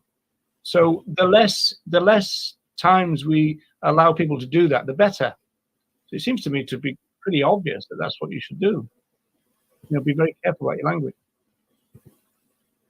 I was just going to say that there is a website, I think it's called Anti-Speciesist Action, and they've done a blog post, blog post, almost like an index actually, with offerings of different language that we can use to promote animal rights. And it's inspired. They've kind of paid tribute to the work of Joan Danae in their in the writing of this, and how she's encouraged them through her writing to think more about language. So yeah, truly another avant-garde. And I think someone said in the comments, I think it was Deb. Yeah, Deb. Joan was ahead of her time in her writings. Yeah, I think that's entirely right, Deb. There's also Unlearning Speciesist Language, Jeremy's group, and yes. I think Jeremy just did a dictionary or something, didn't he, or something like that? Yeah, I think is that on his website, veganinteractions.com. There's the whole dictionary of. Okay, yeah, I believe it's on there, but I think it's also shared in the group as well in unlearning speciesist language in that group on Facebook. I think he did post it in there. I think it's on his website as well. I'd love to see a video conversation of Joan and Jeremy having a chat. I think that would be great. What objection to each other's language, you mean? If I may, as an explanation, I would like to read one of Carol's quotes that we didn't use because we had so many to choose from. And she says, but just as the generic he erases female presence, the generic it erases the living, breathing nature of the animals and reifies their object status. So language is that powerful. And therefore should be used carefully. It certainly should. Yeah. I totally agree with that. Right. I was wondering, I know we're really over time, but do you think to play us out, we could share the duck story? Or is it really too late? The duck story is amazing. Yeah. The duck story is amazing. I'd love for everyone to see this. Yeah, you're so nasty to me. I just removed it from the thing. I've got to bring it back in now. I thought there's no way they're going to force me to show that now. And what do you go and do? I don't know. Who votes for the duck story? Yeah. If I can remember which one it is. Oh, there it is, I think. The duck story is mentioned in several of her producers' talks. Is that correct? Yeah, Sam wants the duck story. Yes, so this is in one of the talks. I can't remember which one it was now because there's so many. Yeah. This is a great talk, and this comes quite to the end. But I think it does again. It's a really great example of. And Natasha wants the duck story as well. See, you're outvoted, Roger. It's a great example of how our modes of thinking, our modes of thinking, and the gender construction and the construction of sexuality and all these kind of paradigms that we create and that we construct in our society do affect other animals as well. And this is a really great example of that. I find it a real example of intersectionality here. Enjoy. Right, ducks. Here comes the duck story. Sanctuary. We're now like 500 animals and counting and all different species. But at first we were just a chicken sanctuary surrounded by poultry farms. And then at some point we took in a group of ducks rescued from a foie gras factory. And they turned out to be like the most adorable and charming people that you would ever meet. How many people have ever met ducks?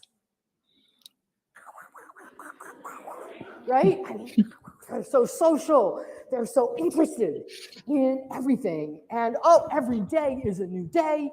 And water is so great.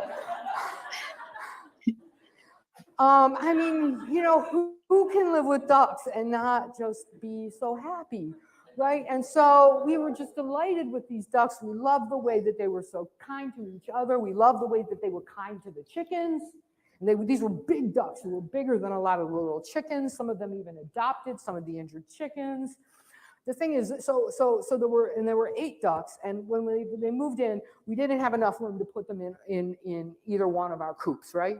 And so we spent a little time with them. We tried to figure out who was friends with who, and then we put, 4 of them went into one of the coops and 4 went into the other coops. One day I come out and to, I don't know, do some kind of chore, and 2 of them are fighting with each other, and I was really upset because the ducks, and so I was like, no, this is a sanctuary.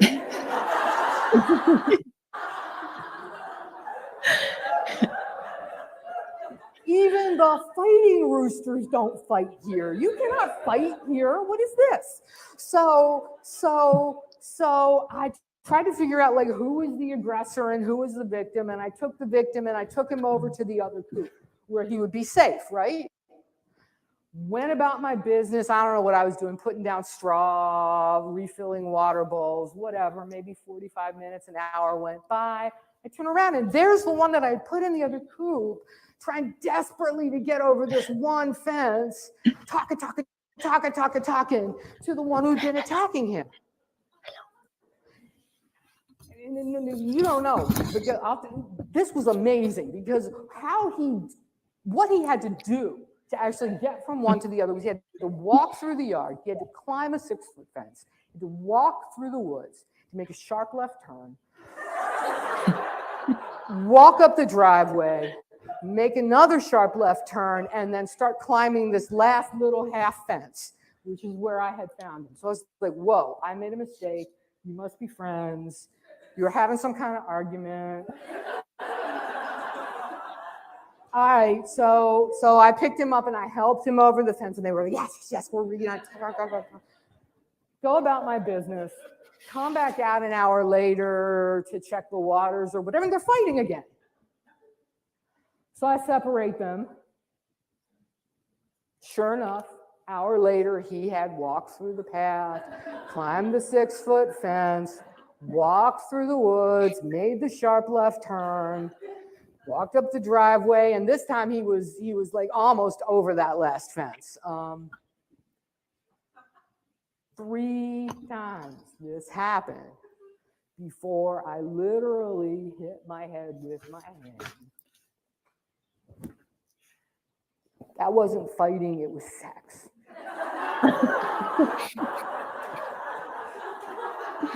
They were boyfriends.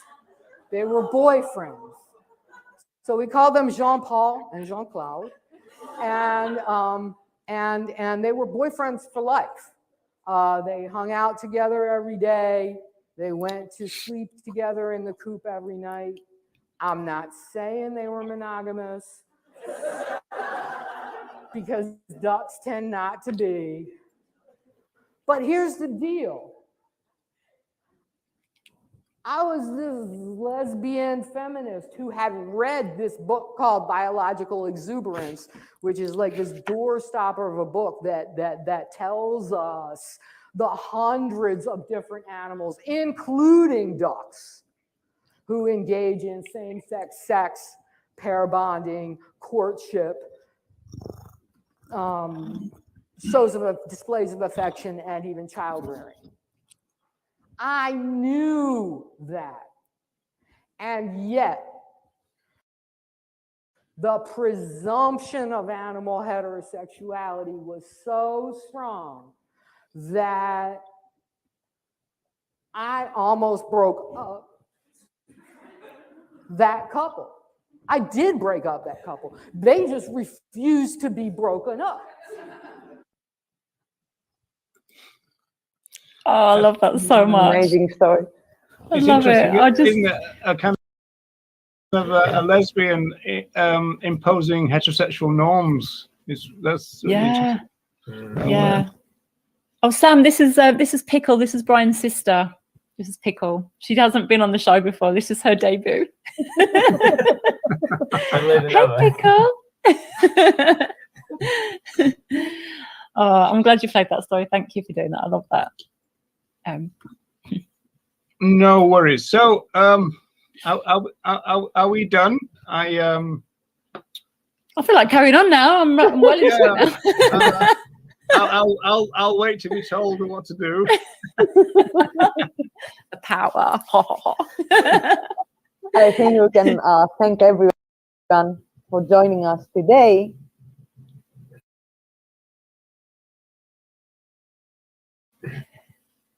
And let's say goodbye. The McGovern family is taking over, yeah. They are on. They're getting a taste. They just want a little taste of that guy who co-founded that group in the 70s says hi, Pickle. Oh, Ronnie Lee says hi, Pickle. And so does Tom Reagan's brother. Oh, hi, Terry says hi as well, but she's got a little tongue sticking out, ready to wash me. There she goes. You're very kind, Sam, because there wasn't a hitch at all today. Smooth as it went really smooth. There was a show in spite of the tech issues. Yes. Indeed. Poor Tom even got dropped out.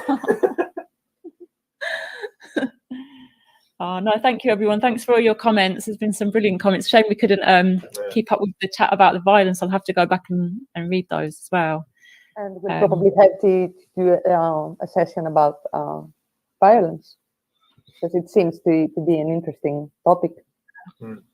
Yeah, we can get that guy who co-founded the ALF to be on the show for that. Oh, for yes. That. Yeah. Definitely. I know we've got to finish. Actually, Ronnie did mention, can we, if we just maybe finish with, he mentioned another activist who sadly died, Sue Smith, I believe. I don't know, it's just a little bit further up. And he says something about she was an activist. She never got caught, but she was a very prominent activist, and sadly she died. That's right. Yeah. Oh, that one there. Yeah, and there was one before that he was just talking about her activism. Yeah, that's the one. One of the founders of the Band of Mercy, which was not Ronnie's pop band.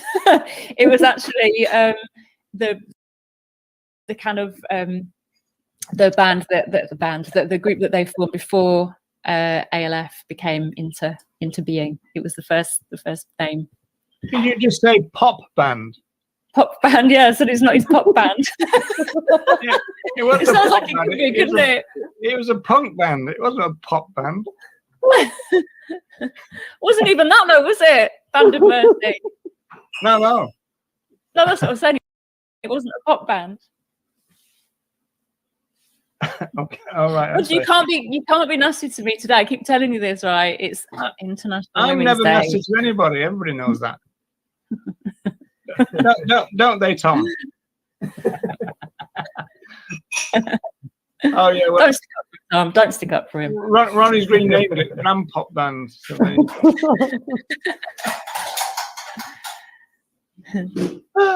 right. Well, I'm knackered after all that tech work, so I think we better go, folks. So you're fired after all that tech work. Oh, there'll be a completely different setup next week, folks. Your computers must be white hot. I'll be in the chat going, "Let me in, let me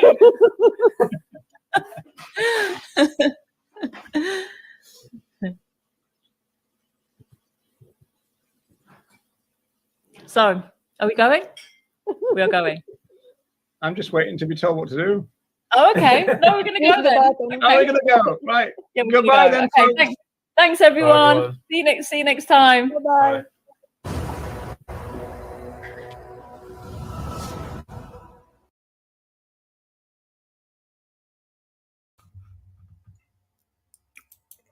Well, Andy. Myself. Yeah, I just remembered to do that as well. Yeah. So this is live now, folks. So yeah, sorry I'm a little bit late, hour and a half or so. I knew I was never going to get back for 7, but I certainly thought I'd be back for 8. Yeah, apologize. Love these tars. The Animal Rights Show. Yes, can't be beaten. I'd say. So Andy, yeah. So I played your announcement at the very beginning of this. So everybody's heard that. So have you? Because I was asking technical questions, wasn't I? Yeah. So can you just go through that maybe for people? Because Deb. So just for example, Facebook is the easiest way to potentially do this at the moment. But if you're not on Facebook, it's not a problem. But I'll just go through the Facebook options first, purely because they're the easiest. So if you went live on your own personal profile, Joe Blogs goes live at the march. Just literally on your live, tag the National Animal Rights March, so that we get a notification to say Joe Blogs has gone live, or Joe Blogs tagged you in a video, for example, tagged you in a live video. So then your name's not Joe Blogs though, Andy. Oh, whoever. But if you're already a member of the National Animal Rights March group on Facebook, you can actually, and I think up to 12 at once can go live. So you can actually go live as the group. So you don't, I mean, if you want to remain anonymous for whatever reason and just point the camera at the crowd, you can go live as the group. I think up to 12 people at once can go live as the group. And those videos will automatically then save when finished, like a live would, but to the group. as opposed to your own personal wall. So that's actually the best way of doing it, because not only will we be automatically notified because it's our group, but also they're all automatically saved to the group. Because a big part of that isn't just to include people whilst the march is going on, but all of this stuff afterwards that usually people that have done things, said things, been part of things, they all get forgotten. I mean, just look at, we was discussing it not too long ago, Wendy's speech from the memorial back in June. Is it on the internet yet, is it? Because I haven't seen it. Whereas this is instant. Everybody that says something or is part of something, we don't have to wait 4 months for someone to get round to editing it, to put it online. It's online. So we're basically, yeah, it's a bit, imagine it like a sports studio, I suppose, on a Saturday daytime, where everything is going on all around the country, although there's specifically mostly in London, and we're just kind of covering that. And anyone that wants to come on and join us and have a chat or anything else, it'll be quite good, won't it? We're just getting news from Marble Arch. But yeah, that kind of thing, you know, basically. And obviously all the people like Deb, for example, and including yourself, I mean, other than your promo video before a couple of days ago, that would have been like your involvement over, right? Whereas now you can be an inaugural part of the day, so can plenty of other people. I'm a speaker now, folks. That's Andy, what I'm saying. So like all of these things can quickly change very quickly, and I just, because it was obviously a bit disappointing that I couldn't go, it was the best way of trying to do something. But actually, the more that I think about it and the more you kind of look at how many potential ideas there are now, this could be a big blessing in disguise. And it means that a march that was very sort of secular in terms of the people that attended were the only people that were going to be involved. Now, anyone can be, essentially, no matter where you are in the world. Even if you want to get involved just before the end, the time difference wise should be morning and evening somewhere. You should be all right, even if it's only for half an hour or an hour or so. Yeah, and obviously, so plus it'll all be online afterwards. Global, hasn't it? So when you say tag the National Animal Rights March, is that at? And yeah, then, at the National Animal Rights March. Yes, that's right. What is that read out, written out in full, or just? Yeah, the National Animal Rights. I think it's. I don't know if it's UK or 2023. Let me just double check whilst we're on here. But what about capitals? Does that matter? Or? No, it doesn't make any difference. If you already follow the page, as soon as you type at Nash or National, it'll come up anyway. Oh, okay. So yeah. And on YouTube, it's exactly the same tag. But like I said, so if you wanted to do it on, for example, TikTok, we'll be monitoring. So is it UK though? You were saying you're looking to say what is UK, or does it say 2023 or what? National Animal Rights March UK. Okay. On Twitter, it's I'm making a banner just so we can. Okay, that's fine. But yeah, is that what it should look like there? Yeah. That's fine. That's right. Right. Okay. So for people who are watching this and planning to get involved, Deb has declared that she will get up extra early just to watch Andy. So. Well, yes, it'll be all day coverage. So you know you don't have to. You can tune in at a normal hour if that's okay, and we'll probably still be going. And obviously, the beauty of this is once we've finished, it'll all be one video that's up anyway. So you can always watch it the next day, the day after, the month after. So there's quite a little different strings to this. Oh, McGovern has arrived. Now, we've still got my podcast with you, Wendy, is the last thing that we're going to show after we've done this little promo with Andy. And so that's going to happen in a little while. And so that's going to be the last thing of this little kind of stream. So there you go. We had Andy's announcement, then your 2001 speech, then your talk with Bekoff, and then the TARS thing, and then it's going to be the thing. Yeah, so there you go. Yeah, NARM goes global. Indeed. Yeah. It's got, like I said, it's gone from potentially being quite a small, contained thing to, well, why shouldn't everyone be involved? Especially as we know, I'm pretty sure there's a similar event going on. I don't know if it's their National Animal Rights March or what, but I know there's a big event going on Saturday in Denmark too, because Tash Peterson's advertised to be there. I'm not 100% sure what their event is focused on, but again, these are, so all of this kind of stuff can be kind of put together. I think they're only an hour ahead time difference. Yeah, I don't know what's going on in Ireland this year because the National Animal Rights Association, NARA, they often do a march. And they did one last year, I believe, but they certainly did them all before the pandemic. I know that next month Dublin Veg Fest is coming up, but I'm not actually quite sure what happened to the Irish National Animal Rights March. But there you go. Yeah. Right. So, is there anything else you want to say? No, obviously, I think Ronnie will join us at some point. I don't know anyone else that's confirmed. Obviously, everyone's more than welcome to sort of interact with us in any way, shape, or form. If anyone wants to submit something beforehand, get in touch with me. Facebook or info@helpgoingvegan.info is the email address. Again, you know much more about the technology than I do. So, are you kind of talking about doing kind of like StreamYard like this, but also TikTok and So as we are now, we usually use the Vegan Review page or your page on Facebook, don't we? And then like our 2 YouTubes. So if we swap my YouTube, say, for the National Animal Rights one, and we swap your Facebook for the National Animal Rights one, then we're already doing it in 3 places. And then I'm going to borrow my dad's laptop and I'll TikTok everything we do. Okay, well, I think you might have to go into the technical part of StreamYard to do that. Yeah, and I'll sign in. Yeah, that's fine. Yeah, that's not a problem. But yeah, we'll make sure it's all set up. I mean, even if we have a tester at 10 o'clock or something on Saturday just to double check all these things work. But yeah, you want to work even longer.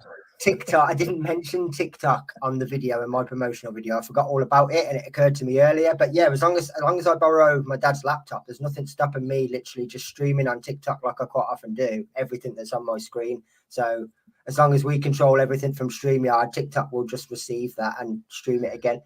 We're covering all platforms then potentially, except Instagram, because we don't really have a presence on there, to be honest, or know how to use it. What about Twitter? Twitter, I'll monitor. Obviously, I don't know if you can go live on Twitter in any way, shape, or form, but I will monitor the NARM Twitter for anyone that tags them. Yes, but I don't know if you can go live on Twitter. Can you? I'm not sure. Twitter's not something I know too much about.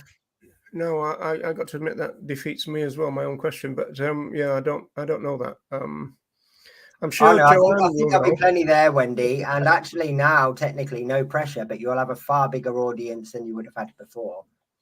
Because now you're being beamed all around the world.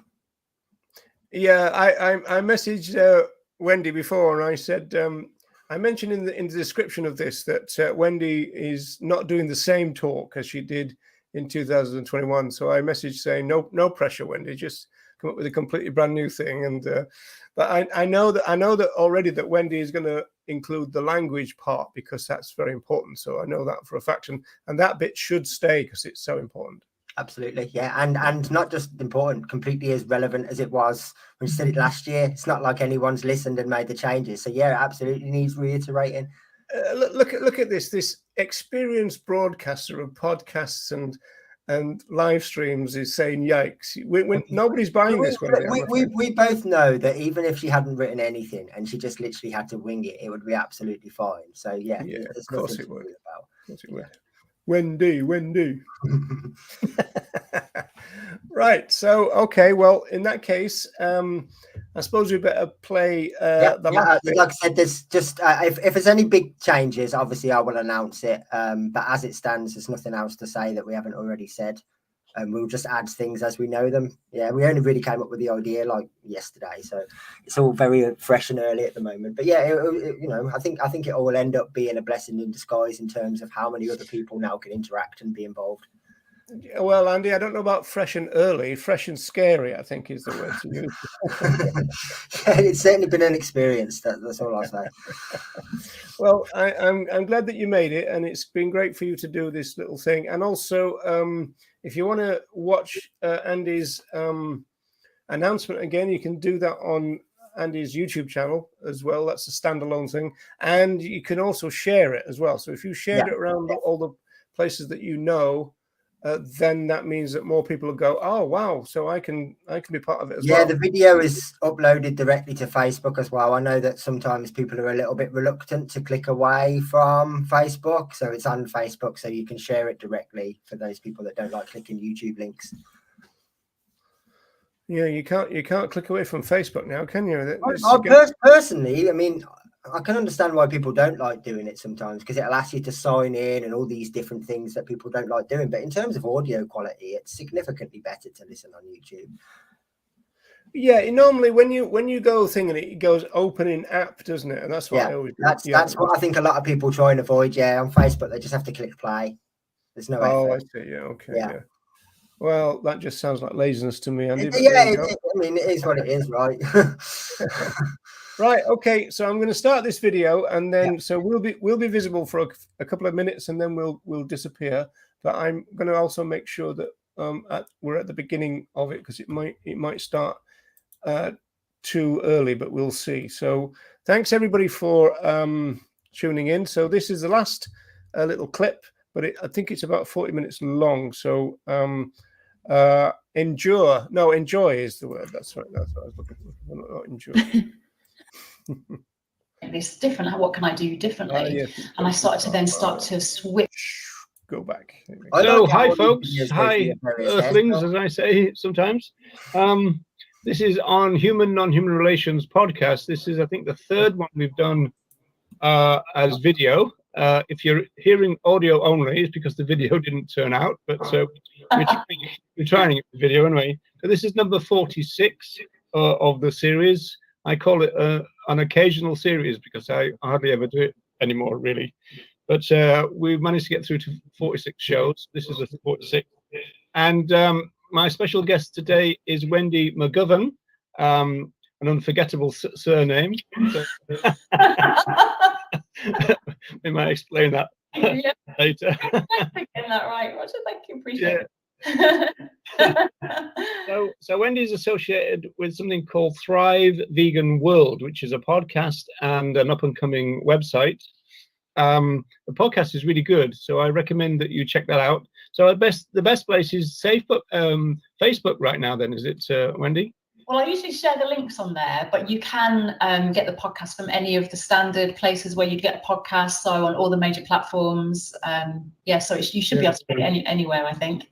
In that case, I'll probably contact you after this, because I've never been able to do all that. You know, like put it all onto everything. I just have it on Blogger, I think, and that's all. So it's not on iTunes. It's not. There's this thing called the RSS link. I don't even do that. So my podcast never gets listened to any people. So welcome to Wendy and the listeners. There you go. So Wendy, you've been vegan for 21 years, and you first bumped into an Uncaged. Was it an event or a stall? And it's interesting, isn't it? Because Uncaged is almost like unknown. I mean, it's still running, isn't it? No, they changed actually. So actually, and that was way before I went vegan. That was way back when I was still living at home with my folks, before I went off to uni. So I was kind of on a day out in Sheffield with a friend, and we just used to head off up to Sheffield because I'm from Rotherham. We'd head on a day out. It was like a day out to go up to Sheffield and look around the shops. You know, the excitement of Sheffield, eh? It was really exciting. It was all the big shops in Sheffield, and particularly looking through the music shops, you know, going through all the vinyls and going through all the clothes shops and stuff. Like we were into all the punky stuff, and so we go all around the shops. And then as we were walking back to get the bus, we came across a stall, and of course those stalls back in the day, especially when you have all the posters and the flyers out, they're very eye-catching because you can see pictures that you're thinking, oh my god, what's that? And it's the pictures of other animals. Often, you know, it's the kind of traumatic pictures that you see, and it drew my attention. And I just remember getting this real feeling in my body of just being flooded with this emotion of like, oh my god, this is just horror, this is horrific, how is this happening? And that was like my first experience of kind of animal rights, really, and that just drew me, and I was immediately just so drawn to getting into campaigns and things. Like I joined Uncaged Campaigns, it was at the time, and I just got involved in lots of campaigns and things like that. But Dr. Lyons, yeah, at the time he wasn't doctor, but then he got his doctorate later on. So I did quite a lot of stuff with them for a while. But that was my first introduction to animal rights. But I wasn't vegan then; I was still vegetarian. It was the days when I didn't even know what vegan was. I hardly knew what vegetarian was. It was just one of those, not up in Rotherham in those days. So yeah, that was my introduction. So did you start campaigning before you went vegan, or the other way around? Yeah, before I went vegan, I was vegetarian for quite a while, and involved in animal rights and activism way before I even became aware of vegan. And actually, it was through the campaign that I started to become aware of it, because I started to kind of get magazines and flyers and things like this that started talking about the dairy industry and the egg industry and things like that, and that really opened my eyes then to like the other horrors of the other industries, because before that it was just, you know, the thought of flesh, meat, like, we're not eating meat anymore, that's the thing to do, don't wear leather, etc. But it was, dairy and eggs was still not in my awareness. It was like, oh, you don't kill the animals to get the cheese and the milk, so that's fine. But then once my eyes were open to that took me then down the road to becoming vegan. So yeah. Similar story to me, I guess, because I did that thing. I got involved with the Hunt Saboteurs, and then you did that thing of getting leaflets and talks and all that in the van on the way and on the way back. And then suddenly this whole other world of animal use and exploitation, rights violations, all kind of opened out, and thought, well, you know, there's no point in just doing this. You know, it doesn't make any sense. Yeah. And, I was lucky because vegetarianism never made any sense to me right from the start, and so I kind of skipped the vegetarian phase, which I'm always kind of grateful for, you know. Yeah. So apart from Thrive, you're obviously part of the team, along with myself and Jeremy and Brad and Tom, of the Animal Rights Show. And in fact, I think you've been credited now of kind of conceiving and running our kind of most popular show so far, which was the second one of the burnout ones. And it's something from that prompted me to invite you to the podcast today, because you talked about in one of your slides, you talked about this issue of inner dialogue. And yeah, can you remember what you were getting at there, and why it's important in terms of activism? Yeah, that was a really interesting show, actually, especially because I was leading it, and I kind of drew on my experience as a coach to kind of bring what I've learned and used as a coach into. I'm a double-decker bus myself. I can tell. That just reminded me of double deckers. Do you remember double decker chocolate bars? When you said that, I just bought that. Yeah, that's right. Yeah. Were they one of the ones that got renamed something else, like Snickers or something? I don't think they did. I think they just disappeared. Oh. Yeah, I know. I remember the days of marathon. I don't think many people remember the old marathons, do they? Yeah, I remember that, unfortunately. Showing our age. So yeah, so I was drawing on my experience as a coach to kind of bring what I've learned, what I've used with clients through coaching into kind of helping activists with activism, because we were talking about how to avoid burnout and how to really kind of thrive and flourish as an individual in terms of being a strong individual with resilience in a sustainable movement, because I think that's a problem that we see.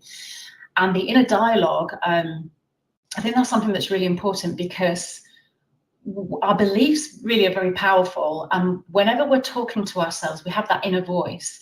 That inner voice is kind of reinforcing beliefs back to ourselves. So if we're talking to ourselves really harshly and we've got a harsh inner critic, we are then sort of reinforcing those beliefs that we're no good, or we're rubbish, or we're not as good as that person, or we're useless, or whatever it might be. I'm not a confident person. All these things that we tell ourselves, we are then playing out in the world, because we're reinforcing beliefs back to ourselves. And it's one thing that really helped me when I first got into self-development and coaching, was to start picking up on what my inner dialogue was with myself. And it was often very negative. And I think most people, if they really stop to pay attention and observe what their inner dialogue is, it will often be quite negative. But that negativity, it's debilitating, can't it? It's very debilitating, yeah, because you will play out those thoughts and beliefs in your daily life, and that creates your reality. And then you see that reality, and then it reinforces the beliefs back to yourself. So our beliefs are actually really, really powerful. So the inner dialogue, I think for me, the first thing that I started to do was to just pay attention and just notice, right, am I speaking harshly to myself? Am I telling myself I'm rubbish, I'm useless, I didn't do that very well? Because, and then I started to kind of think, okay, well, how can I then make this different? What can I do differently? And I started to switch the dialogue and become less of a critic and more of a coach. So I now think of my inner voice as an inner coach. And I think it's not that, it's not that we should ignore that voice. I think it's just we should use that voice to serve us and to help empower us rather than to disempower us. So it's about maybe listening to some of the messages and asking yourself, right, is that message you're giving me right now, is that serving me? Is it empowering me? Is it helping me in this situation?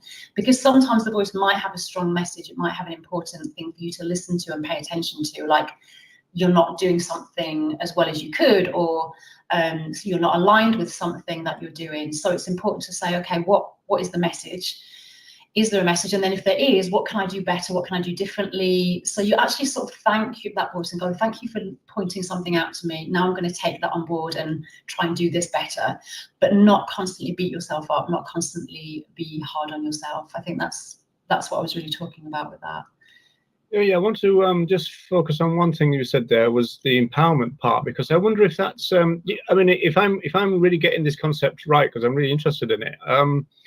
Is that what would say, for example, why people say to people like Earthling Ed, oh, you know, you're so calm, you're so rational, you know, you're so good, because they've got this dialogue saying you couldn't do that, you know, so it's disempowering in that sense. You know, it could be that, as I said, debilitating, because what we really want to do is work out a way of empowering people and think, I could do that, rather than, oh, aren't you wonderful because you can do that. That would. Yeah, I think there is an element of that in there, because I think it comes into comparison as well, because I think people will look at someone like Earthling Ed or another of the more high-profile people in the movement and entrepreneurs, and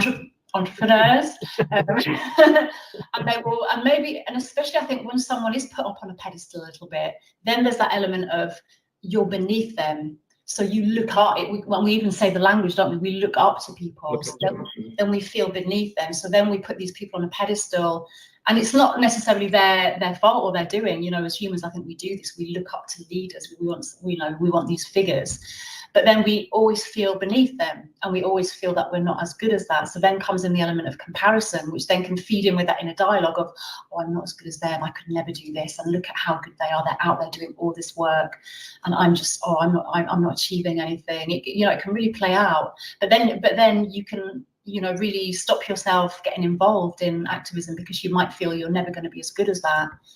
But I think the more we elevate people, the worse that's going to be, because we're creating this real distinction between down here or up there, and not all all capable. Yeah, that's interesting. It all feeds into the kind of de-radicalization of social movements, in the sense that once you start having leaders and followers, or professionals and citizens, or civilians, as it was put one time, you're in a kind of a weird place then, because really what you want to do is empower everybody as equals. Even in sociology, in terms of social movement theory, we try to get around that, because the leaders of a social movement were called prime movers in order not to call them leaders. At the same time, it was kind of acknowledging the fact that some people do more than others, if you like.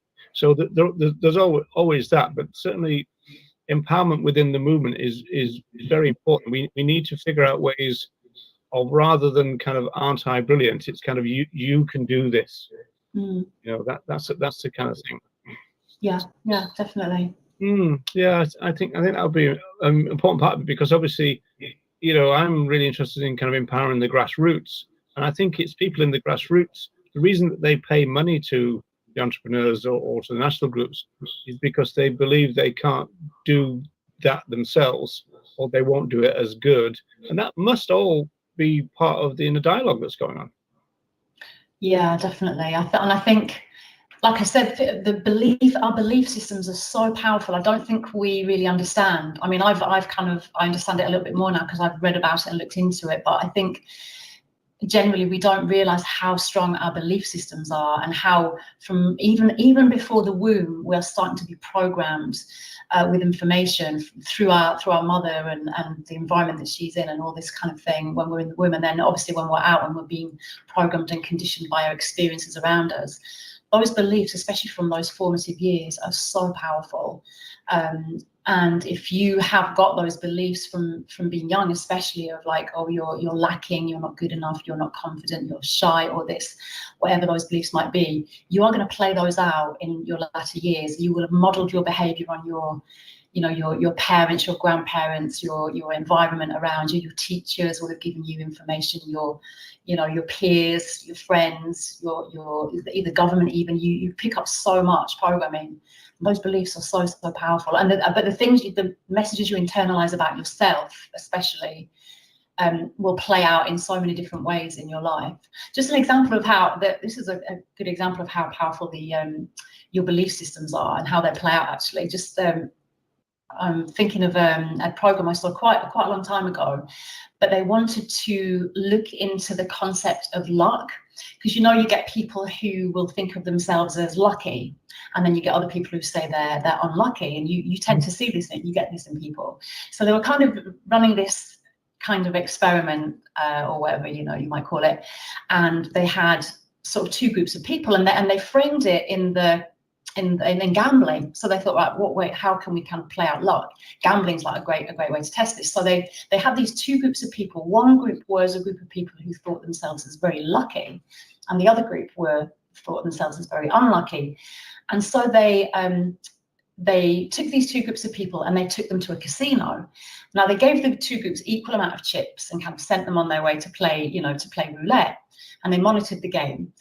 And so the game played out, and, you know, ups and downs and whatever happened, the game finished. So then the important thing was like what happened, what the results. So they took these two groups again separately again, and they interviewed each of them, and they found the following. So they found that the people in the lucky group, and they said, oh, how did the game go? What were your experiences? And the lucky people were saying, oh, yeah, I had a great game. You know, I lost a few, I won a few, but actually overall, I had a very good experience. It was very positive. So it's like, okay, that's interesting. So then they spoke to the unlucky group and said, well, what was your experiences? And as you might expect, you know, the people in that group were saying, no, actually, I had quite a bad experience. I definitely came out very worse than I would have wanted to. And all in all, it was quite negative. So it's kind of like, okay, is this actually a true thing? Then are some people lucky and others unlucky? But then they kind of analyze the results of the game and the chips and the losses and the wins. And what they found that over the two groups, actually, overall, the results were very on par and pretty balanced. So the only difference with those two groups of people were how they perceived themselves and the perception of the experience of the game, nothing to do with the type of person they are. But that just goes to show how we literally will have a perception of ourselves, and then we play that out. And then what our brain does, because we have a system in the brain called the reticular articulation system, which what it does, it filters back information to you that it thinks is important, and our brain will find information to prove back our own beliefs.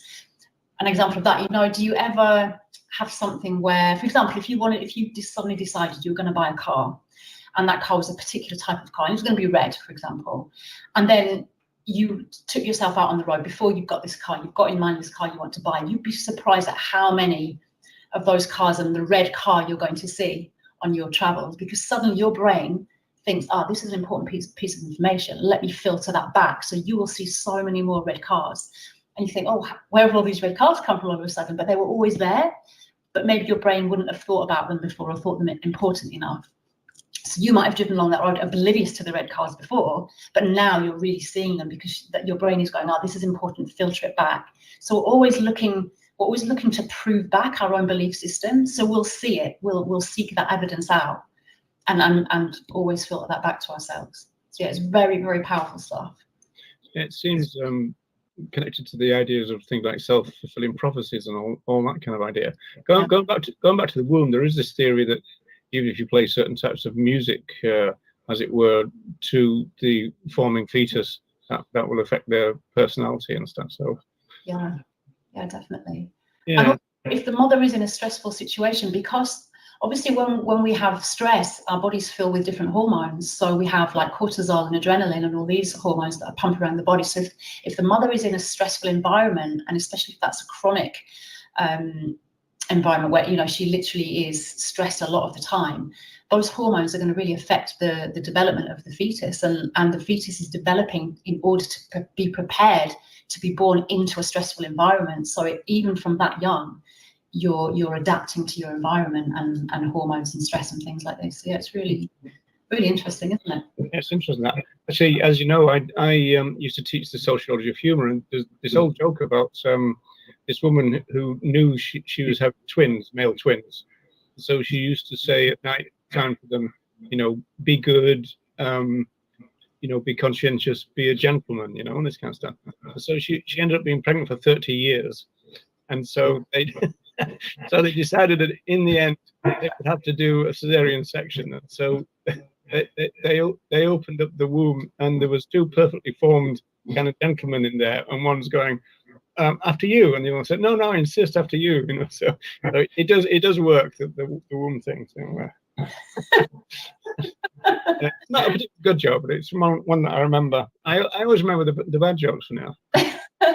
So going back to vivisection, this is an interesting movement issue, isn't it? Because vivisection has got very little kind of traction in the movement at the moment, whereas it used to be the foremost issue.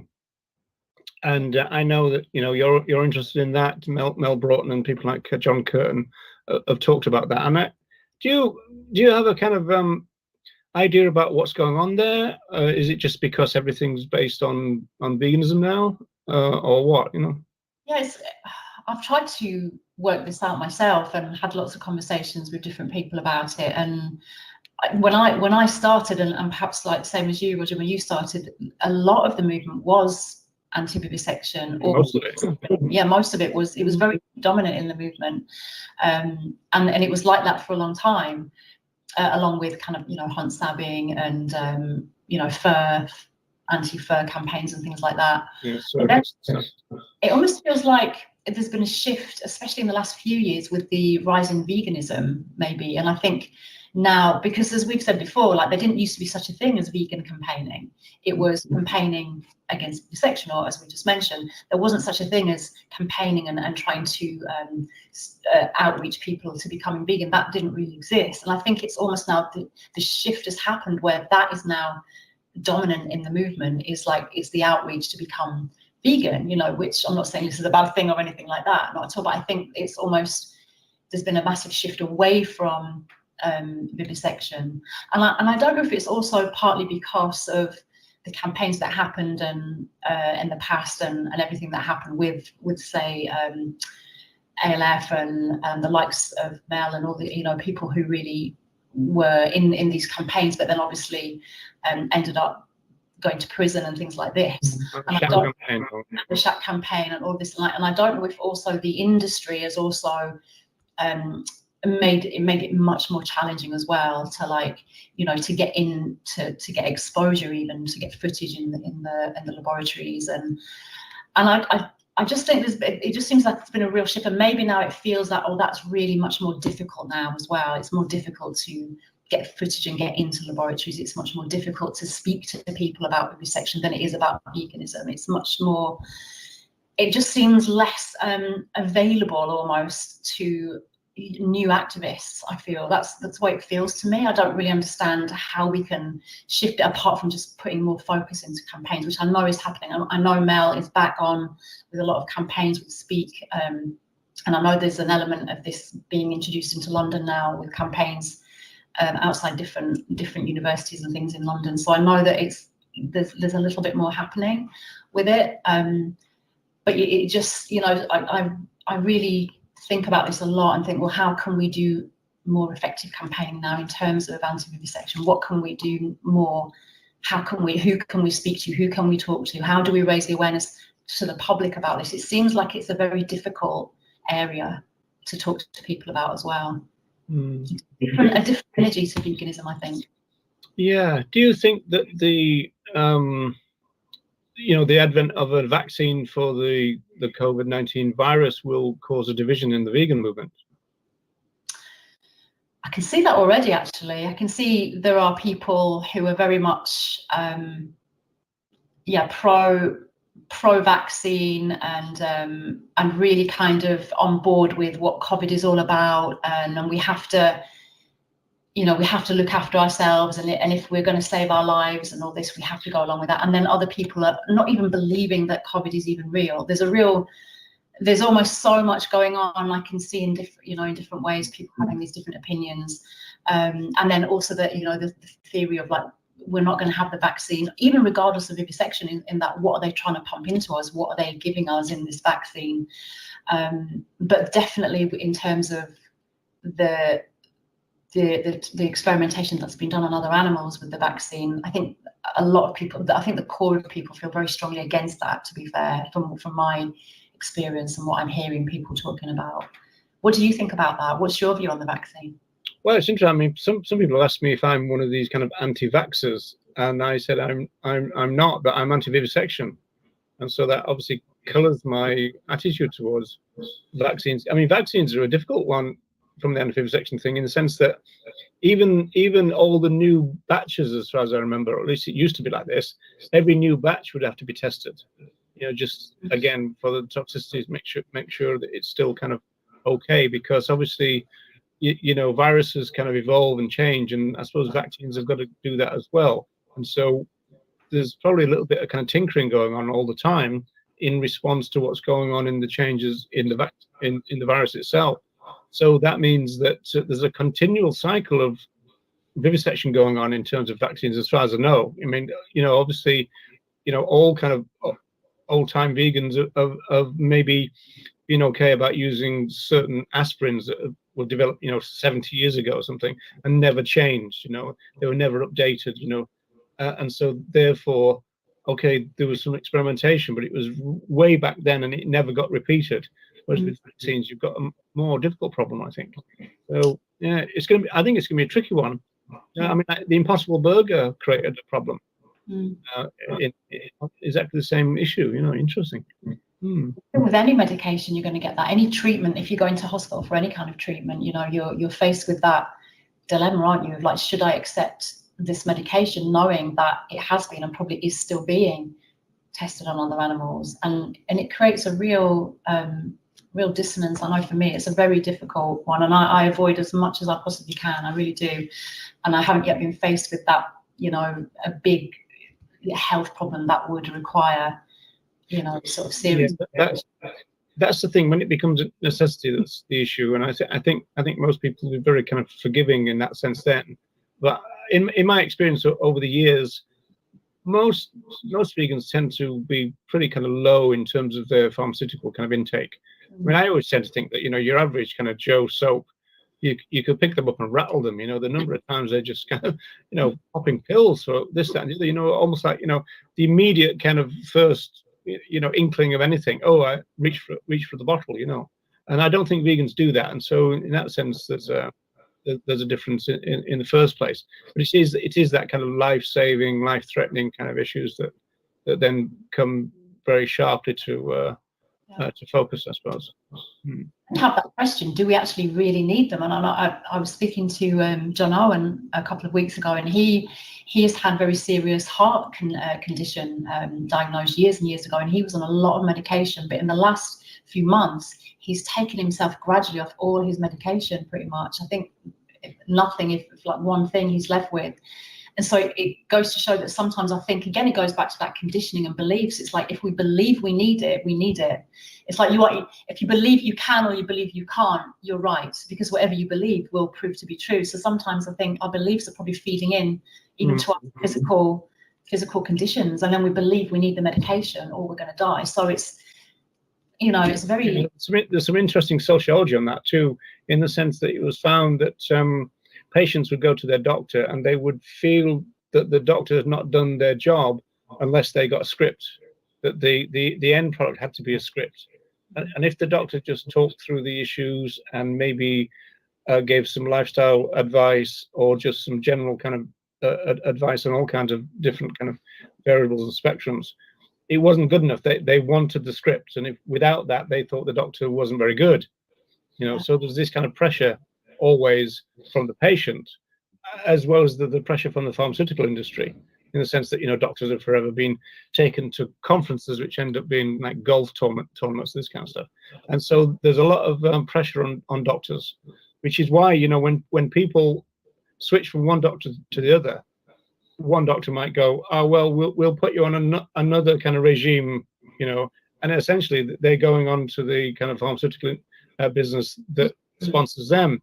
And so, you know, everything gets changed, you know, so it's a bit of a racket in that sense. I understand, you know, we've got to be a bit skeptical. I think we were probably more skeptical in the past, perhaps cynical, I suppose, in the sense that, you know, pharmaceutical industry was, I mean, I always saw it in a pretty bad light, you know, profit driven, you know, they didn't collaborate, they didn't share data. I mean, even now in COVID, I doubt if the big pharmaceutical businesses are sharing data with each other, which in terms of a global pandemic is exactly what they should do.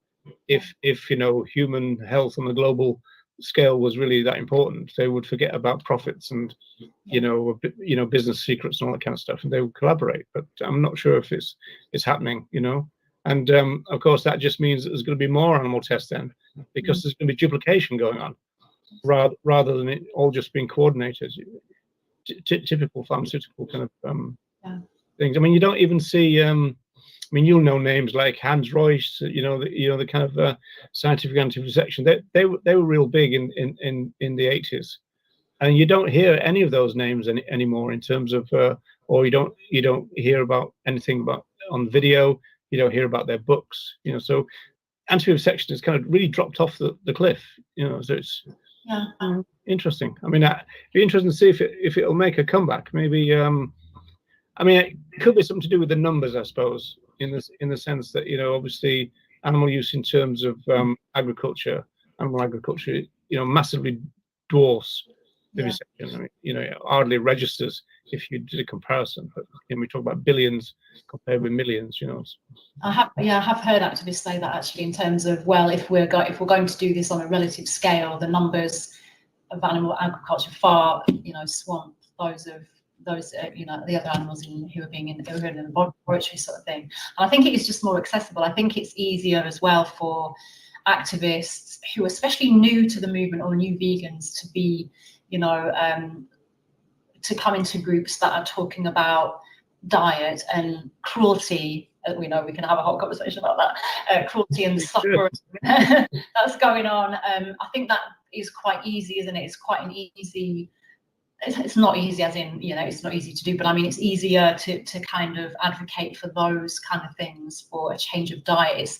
It's accessible to the activists, but I think it's also something that the public are more aware of. They're more aware of, like, oh, I've heard of vegan, I've heard of plant-based, I've heard of what's going on, and it's just more, there's something that the person can do immediately about it as well. Like if the person does decide to, okay, I'm going to try reducing my animal product content, you know, intake, or I'm going to try plant-based, I'm going to try becoming vegan, whatever it might be, there's something that they can take action on. Whereas with vivisection, there's some things you can do, like you can stop purchasing certain products and go for products that are cruelty-free and vegan and those kind of things in terms of your toiletries. But when it comes to medication and the scientific and progressive science that's going on, it almost feels like, what do you ask them to do? What call to action is there to ask people to do? I can tell them about it, but then what do they do? And I think there's that as well. I think we feel a bit like, what do we do about it? And so then how do we get other people to do something? And we can say, go and try this product, go and try stopping that from your diet, try to wear these kind of clothes. You know, we can do something very practical. Yeah, I think it's a fair point. I remember back in the 80s, I went to a doctor in Manchester, and I said, I just want a diagnosis. I don't want any treatment from you. I just want you to tell me what's the score. And he was really upset with me, you know, because well, that's not the deal, you know. You kind of, you know, I tell you what's wrong with you, and then treat you. And I said, well, I don't want the treatment. I just want the diagnosis, and then I can try and sort it out, you know. But, I think a lot of people did that kind of thing. So going back to the podcast. I was going to ask you, do you think doctors have got the saviour complex? They want to fix you. Yeah, it's all over the place, isn't it? You know, It even comes into social movements, I've heard. So speaking of social movements and the podcast element of it, you obviously got some future guests and future plans. So what are all those? Tell me. Oh, you want my secrets? Yeah. The minute I've got one in edit that I recorded a few weeks ago, and I just have been so well, let's say lack of time, not lack of time because we've all got the same time, but I've just been filling my hours with so much stuff that I haven't made the time to edit yet. But that one's coming out this week. That's going to be Ronnie Lee. He's going to be on there. And then I really want to get more women on the show. As you know, I've spoken to you about this before. I want to get more women on the show. So I've reached out to a few different women, and I'm not sure if I'm going to tell you actually, because I think some of them are still in the kind of and if one of them's Ingrid, just don't tell me. That'd be interesting. I might get you and Ingrid on together. That would be interesting. Yeah, that'd be an interesting one. Yeah, that would be an interesting one. I'd like to ask her a few questions actually, but there you go. So yeah, I've got a woman in mind who definitely wants to do it. She's just got a few other things to do before that. She'll be an interesting one, and I've got in mind a few people. I want to speak to a few people who are running sanctuaries as well, just about how the sanctuaries run, the kind of politics that are going on in sanctuaries, how it actually is when we're trying to care for the other animals that are actually we've taken out of those situations that we want them out of. I mean, obviously we say they're not fully liberated, but they're as liberated as we can get them. Really, but it's interesting that actually one thing that I've done recently, last couple of weeks, but it's not published now because it's going to be part of VegFest Summerfest, is I spoke to Harold Brown and Declan Bowens together because they were both farmers who became vegans, and they had like a fascinating take, and I wanted to try and create a conversation between two people in that situation. So Declan was from Ireland and Harold from North America. It was really fascinating because they kind of knew the ins and outs of the industry that they now oppose. Yeah. In a unique way. Nobody can kind of come up to them and go, "Oh, you don't know what you're talking about," and they go, "Well, actually, Yeah. I look forward to that one. Yeah, I can burst. That happens on the street of Dublin quite often. You lot, you've never been on a farm, and you go, "Excuse me," the Declan, and all that, and that bursts that bubble straight away. It's very useful to have an ex-farmer on your vegan stall. You know what I mean? Yeah, definitely. That's great. Yeah, I really look forward to that conversation because that'll be. Yeah, it was good. It came out well, and I really enjoyed the interaction because they started asking each other questions and stuff, and it's really good.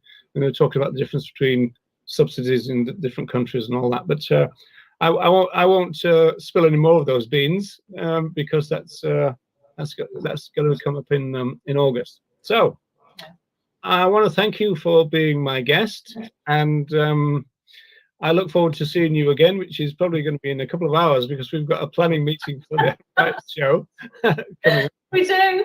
Yeah.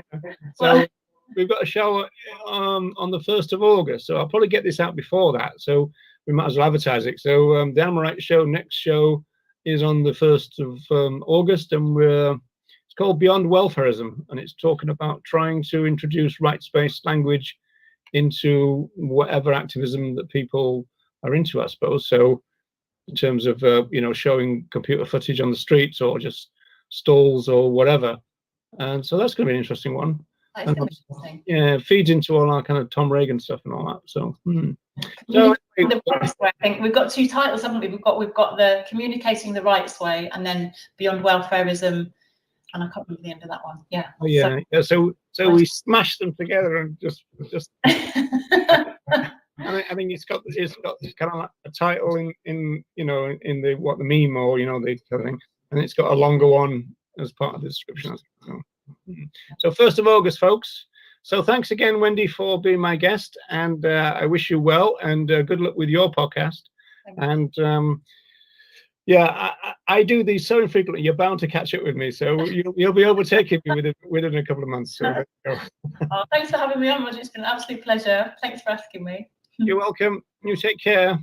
You too. See you soon. Yeah. Bye, Earthlings. Bye, everyone.